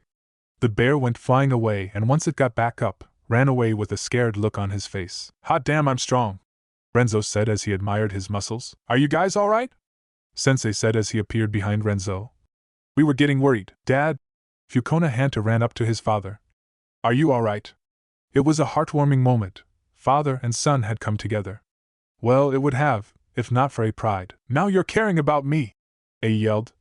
What's with this heartwarming bullshit? That did not please Fukona at all. He then wrapped his hands around his father's neck. You old piece of shit, I showed sympathy to you and this is how you fucking repay me. His father then started to punch his son in the face. Another fight between the father and son began, and everyone else was forced to watch. Shouldn't we interfere? Midoriya asked. No, it's better this way, Senshi said. They've been fighting for years and no therapy on this planet can change that. By the way, how did you know we were in danger? Midoriya asked. Well, that would be me, Renzo said as he entered the conversation. I heard the familiar sounds of an angry bear, called the others and then saved you. Thank you, Renzo, Midoriya said as he bowed to the Kure boy. Yeah, it's no big deal, Renzo said as he flexed his muscles. Later that day, more specifically the afternoon, they were back at it with Adamant and Kata. However, this time it was much more satisfying. Wow, Midoriya, you've improved, Renzo said as he watched Midoriya punch the sandbag. What made you so strong? Thank you, Izuku said as he wiped the sweat off his head. Well, I guess good luck. Pray that luck doesn't run out, Renzo said. We still have more techniques to learn. After another hour of cruel workouts, Izuku needed to say something to his sensei. I'm ready, Izuku boldly stated. A dark look appeared on his teacher's face. You better be. They were back at the cliff and Midoriya was staring down at the cliff. It looked the same as yesterday, dark, gloomy, and no end in sight. You sure you're ready? Senshi asked. Midoriya took one last look into the cliff before backing away, and then he jumped right in face first. That was a stupid mistake, Izuku said in his head. He saw boulders and tree branches fly past his vision. Got to slow down, Izuku said in his head. However, time seemed to slow down for the green-haired boy. Things got slower and his vision went faster. There, Izuku moved his body and jumped off another landing platform and then another until he reached the ground. At first, Izuku could not believe it. He was alive. I'm alive! Izuku yelled out loud. Okay, I hear you, Senshi happily said. He then threw down a rope to the young boy. Grab on! Izuku happily grabbed onto the rope, and then began climbing back up. Today was the second day of training, and Izuku is stronger than ever. 2 weeks later. Goodbye. Thank you for everything you did for me, Izuku Midoriya said as he waved to the Hanta family. He was even more muscular than before and had somehow gotten taller. Come on, Midoriya, the bus is going to leave soon, Renzo yelled. Wait 1 second. A said as brought out a bento. These are the greatest pickles I've ever made. They shall grant you victory. Thank you, Izuku said. I'll never forget your advice. You better not. The old man watched as Izuku ran off and then turned to his son. I thought you would be angry at me for giving Midoriya those pickles. Nope, he's a good kid, Fukona replied. I just pray that he's ready for the fight that's coming. Going back to Midoriya, he had fallen asleep on the bus. His head was leaning on Senshi's shoulder, who did not mind. Renzo, there is something I need to tell you, Sendai said to the boy across from him. Sure, what is it? Renzo said. I must thank you for saving Midoriya's life, Senshi said. That bear would have certainly killed him if not for you. Therefore I must say, thank you. Renzo just sulked and replied with, It was nothing. I was testing how strong I was. Senshi had a small giggle. Your father was right. You would make an excellent hero. At a gym. Holy cow, Midoriya. I think you're going to send that thing flying, Kirishima said as he watched Midoriya punch a sandbag. The punches were so strong that the sandbag practically came close to breaking from its chain. What were you doing for the last 2 weeks? Kirishima asked. Oh, training, Midoriya replied as he continued punching the sandbag. I need to do some more training, Kirishima said. He then noticed something weird. Standing by Midoriya, he noticed that Midoriya had surpassed him in size. Ah, dang it, Kirishima said in his head, there goes my one upside against him. Well, I could do something manly. Hey Midoriya, want to learn a cool technique? Kirishima asked with a smile. Sure, Midoriya replied as he got into the boxing ring with Kirishima. This technique was used by the late great Ippo Makinuchi, Kirishima stated.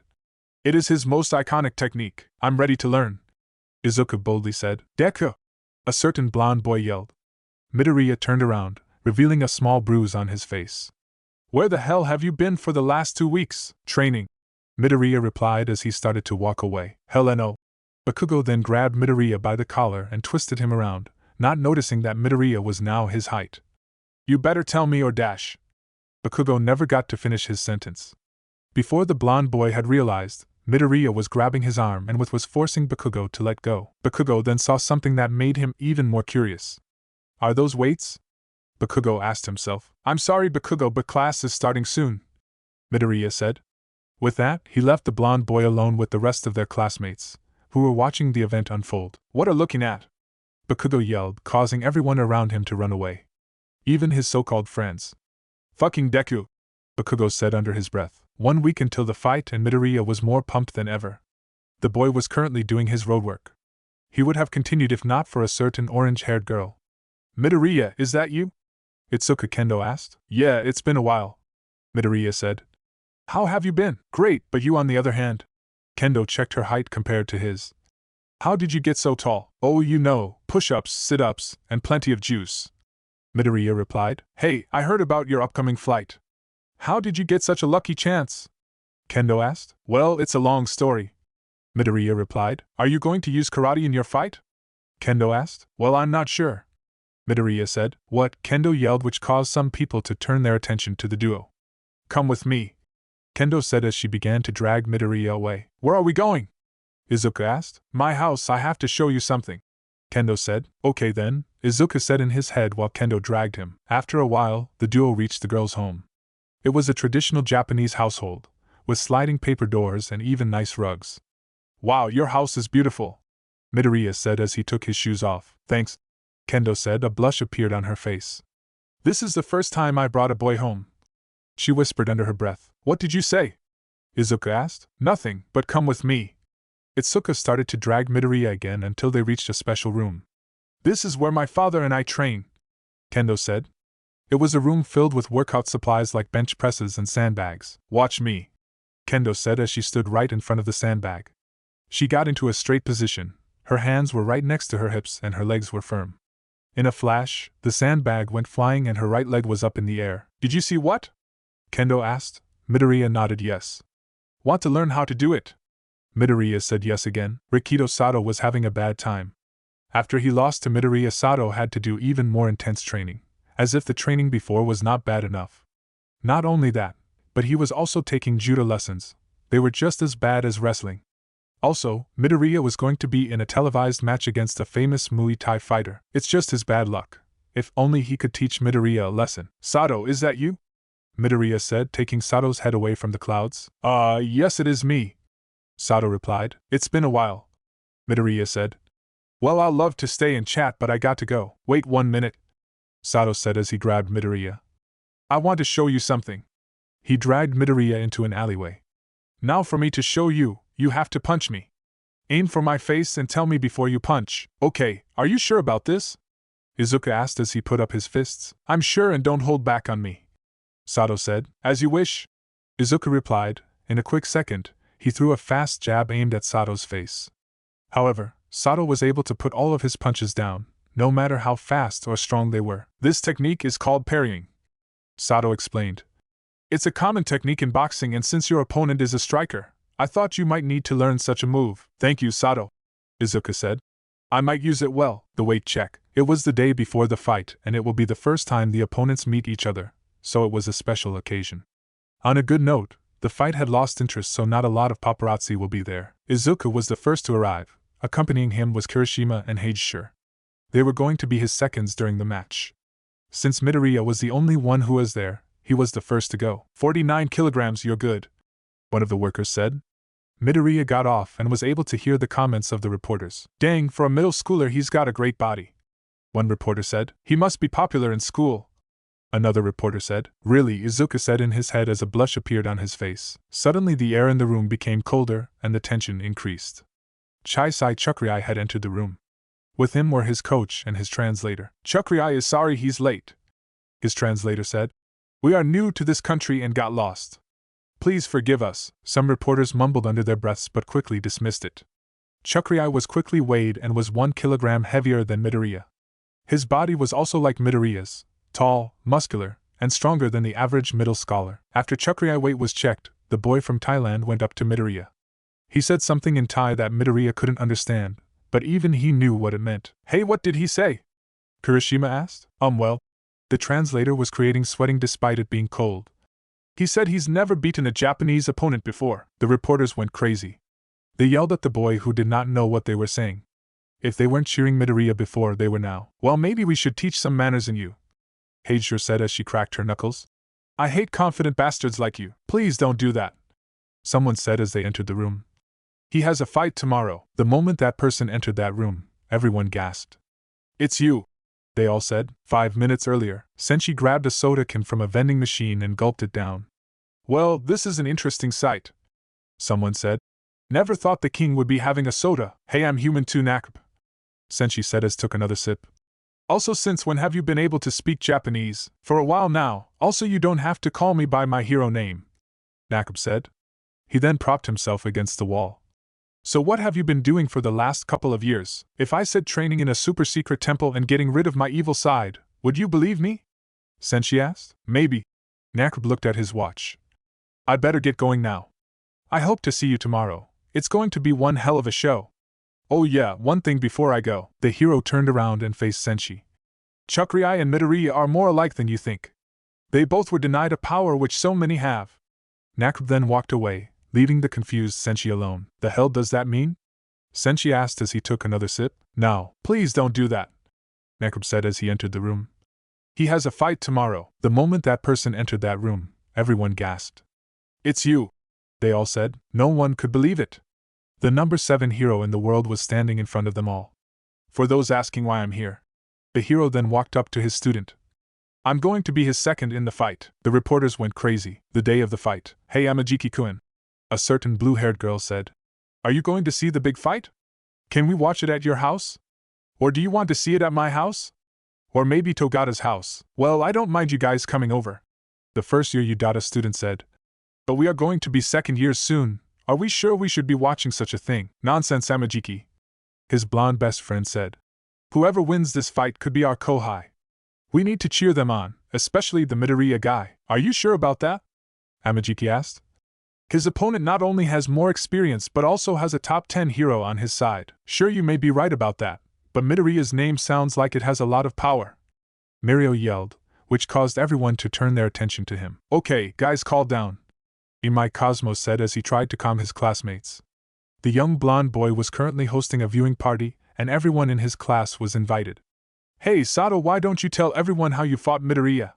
Cosmo said to calm his classmates. Everyone gasped, which got the sugar boy's attention. Sato was currently taking a cake out of the oven. Sato did not want to come, but Imai not only convinced him to come but to also support Midoriya.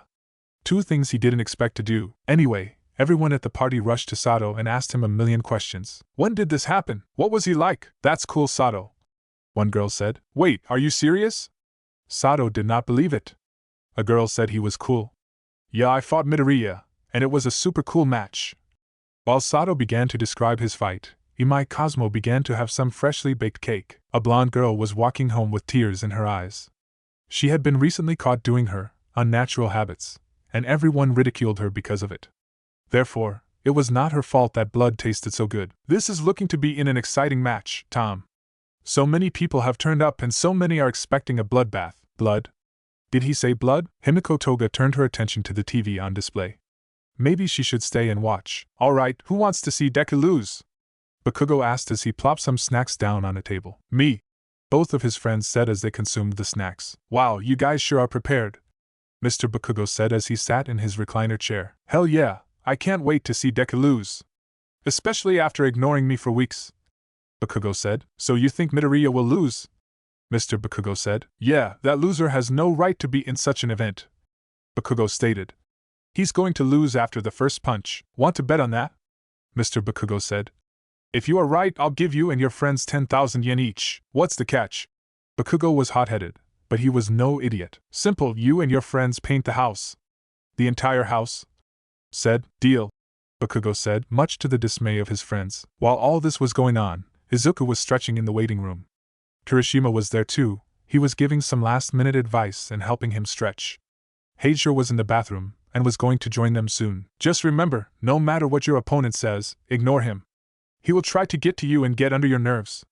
Just remember, you must win. I know, Kirishima, Izuku said. A knock on the door came and Kirishima answered it. Hello, is it alright if I speak to Midoriya? Senshi asked the black-haired boy. Yes, sure. Kirishima widened the door, allowing Senshi to come in. Hey, Midoriya, are you ready? Senshi asked. I'm pretty sure, Izuku replied. What's wrong? You should be 100% sure, Senshi asked his student. I'm scared, Midoriya replied. He has more experience and more training than me. Also, he has the help of a top 10 hero. Can I even win? Midoriya, did you even know what martial arts was designed for? Senshi got down on his knees and placed his hand on Midoriya's shoulder. Martial arts was used for the weak to beat the strong. So use martial arts to beat the strong. A simile appeared on Midoriya's face. Thank you, sensei. Another knock appeared and a man came out. Izuku, Midoriya, we're calling you. Izuku got up. It's time. Izuku put on a monkon and a coat on. Let's do this. Midoriya and Kirishima left the room. Along the way, Heijiro joined them. You're ready for this, kiddo? Heijiro asked. Yeah, I'm ready, Izuku replied. After a couple of seconds of walking, they walked out of the entrance was greeted by a roaring crowd. Their cheering drowned over the announcer who had called Izuku. Dear go this many people, Kirishima said. You've drawn in quite a crowd. Well, of course, Heijiro said. When a top 10 hero is involved, people get excited. We better put on a great show then, Izuku said as he got into the ring. After the crowd died down, the announcer revealed the next fighter. From the lands of Thailand, the boy that has heroes across the world turning their heads, the one and only Chaisai Chukriai. The moment the announcer said his name, the boy ran out of the other entrance and jumped onto the ring. Boom! His landing was so loud that the entire stadium heard it. Let's get this show on the road. Chakrai said in Thai. After his explosive entrance, another exciting figure entered the scene. And look at that, the announcer said. It's the number 7 hero Nak. Then moment the pro hero came into the spotlight, the crowd went nuts. It was expected. He was a famous hero in Japan because of the number of times he has worked with All Might. Now before we begin, we must do a little Sarama show, the announcer said as music from Thailand began to play. After the show, the referee came up to the ring and stated the rules. There was a Thai speaker with the referee so that Chakrai can understand the referee. Rule 1. There are 5 rounds with 3 minutes in each. No addition rounds. Rule 2. Only punches and kicks to the face. The elbow and knee can go anywhere else. Rule 3. Once an opponent is down, you cannot attack them until they get back up. If you are knocked down 3 times in a single round, you are knocked out. Rule 4. No headbutts, biting, or poking the eyes. You will get a penalty for that. Rule 5. Disrespectful conduct will also get you penalties. Rule 6. My word is law, do you understand? Both Izuku and Chakrai nodded. Now shake hands. Izuku and Chakrai shook hands, despite wearing boxing gloves. After that, they both went to their corners. Midoriya, I can't wait to see you kick his ass, Heijiro said. Midoriya, don't lose. I still need to win against you, Kirishima said from the sidelines. Thank you, Izuku said. He then turned to the crowd and saw someone important to him, his mother. The previous day, Izuku, I got something to show you, Inko Midoriya stated. Her son came out of his room and into the kitchen, where Inko had a gift on her lap. Open it up, I worked hard on it, Inko said. Unwrapping the gift, Izuku found a pair of blue boxing shorts. I know they aren't well made, but I wanted to show you that I'll support you no matter who you fight, Inko explained. Tears formed in Midoriya's eyes. Thank you, Mom. He then hugged his mother. After spotting his mother in the crowd, Izuku gave her a thumb up, which his mother responded with another thumbs up. Fighters, get ready, the announcer said. Midoriya and Chakrai moved away from the corners and went center stage. Chakrai put on a Muay Thai stance, with his hands near his face and his body straight. Midoriya, on the other hand, put on a boxing stance, with his hands low and his knees bending. So you're going to use boxing against me? That's not a good idea, Chakrai said in his head. Begin, the announcer yelled. Kaboom! Izuku immediately started with an extremely fast jab to Chakrai's face. In just 1 second, Chakrai was already on the ground. Dear God, did you see that? In just 1 second, Midoriya was able to knock his opponent down, the announcer yelled. 1, 2, 3, 4, the referee said. How is this even possible? I could barely see his punch, Chakrai said. 5, 6, 7. The referee continued his count. Chakrai got up and from the look of his eyes he was pissed. How's that? Are you still looking down on me now? Izuku yelled in his head. One of the greatest fights in Izuku's life begins now. What an episode, legends! Deku's training with the King of Fighting is reaching new heights, and it's only getting better. Big thanks to Hero Lover 27 for crafting this incredible story. You rock, and to all my fantastic legends, your support is the best. Make sure to hit that like button, leave a comment with your thoughts, and share this video with your friends. Don't forget to subscribe and hit the bell icon so you don't miss part 3. Until next time, stay legendary.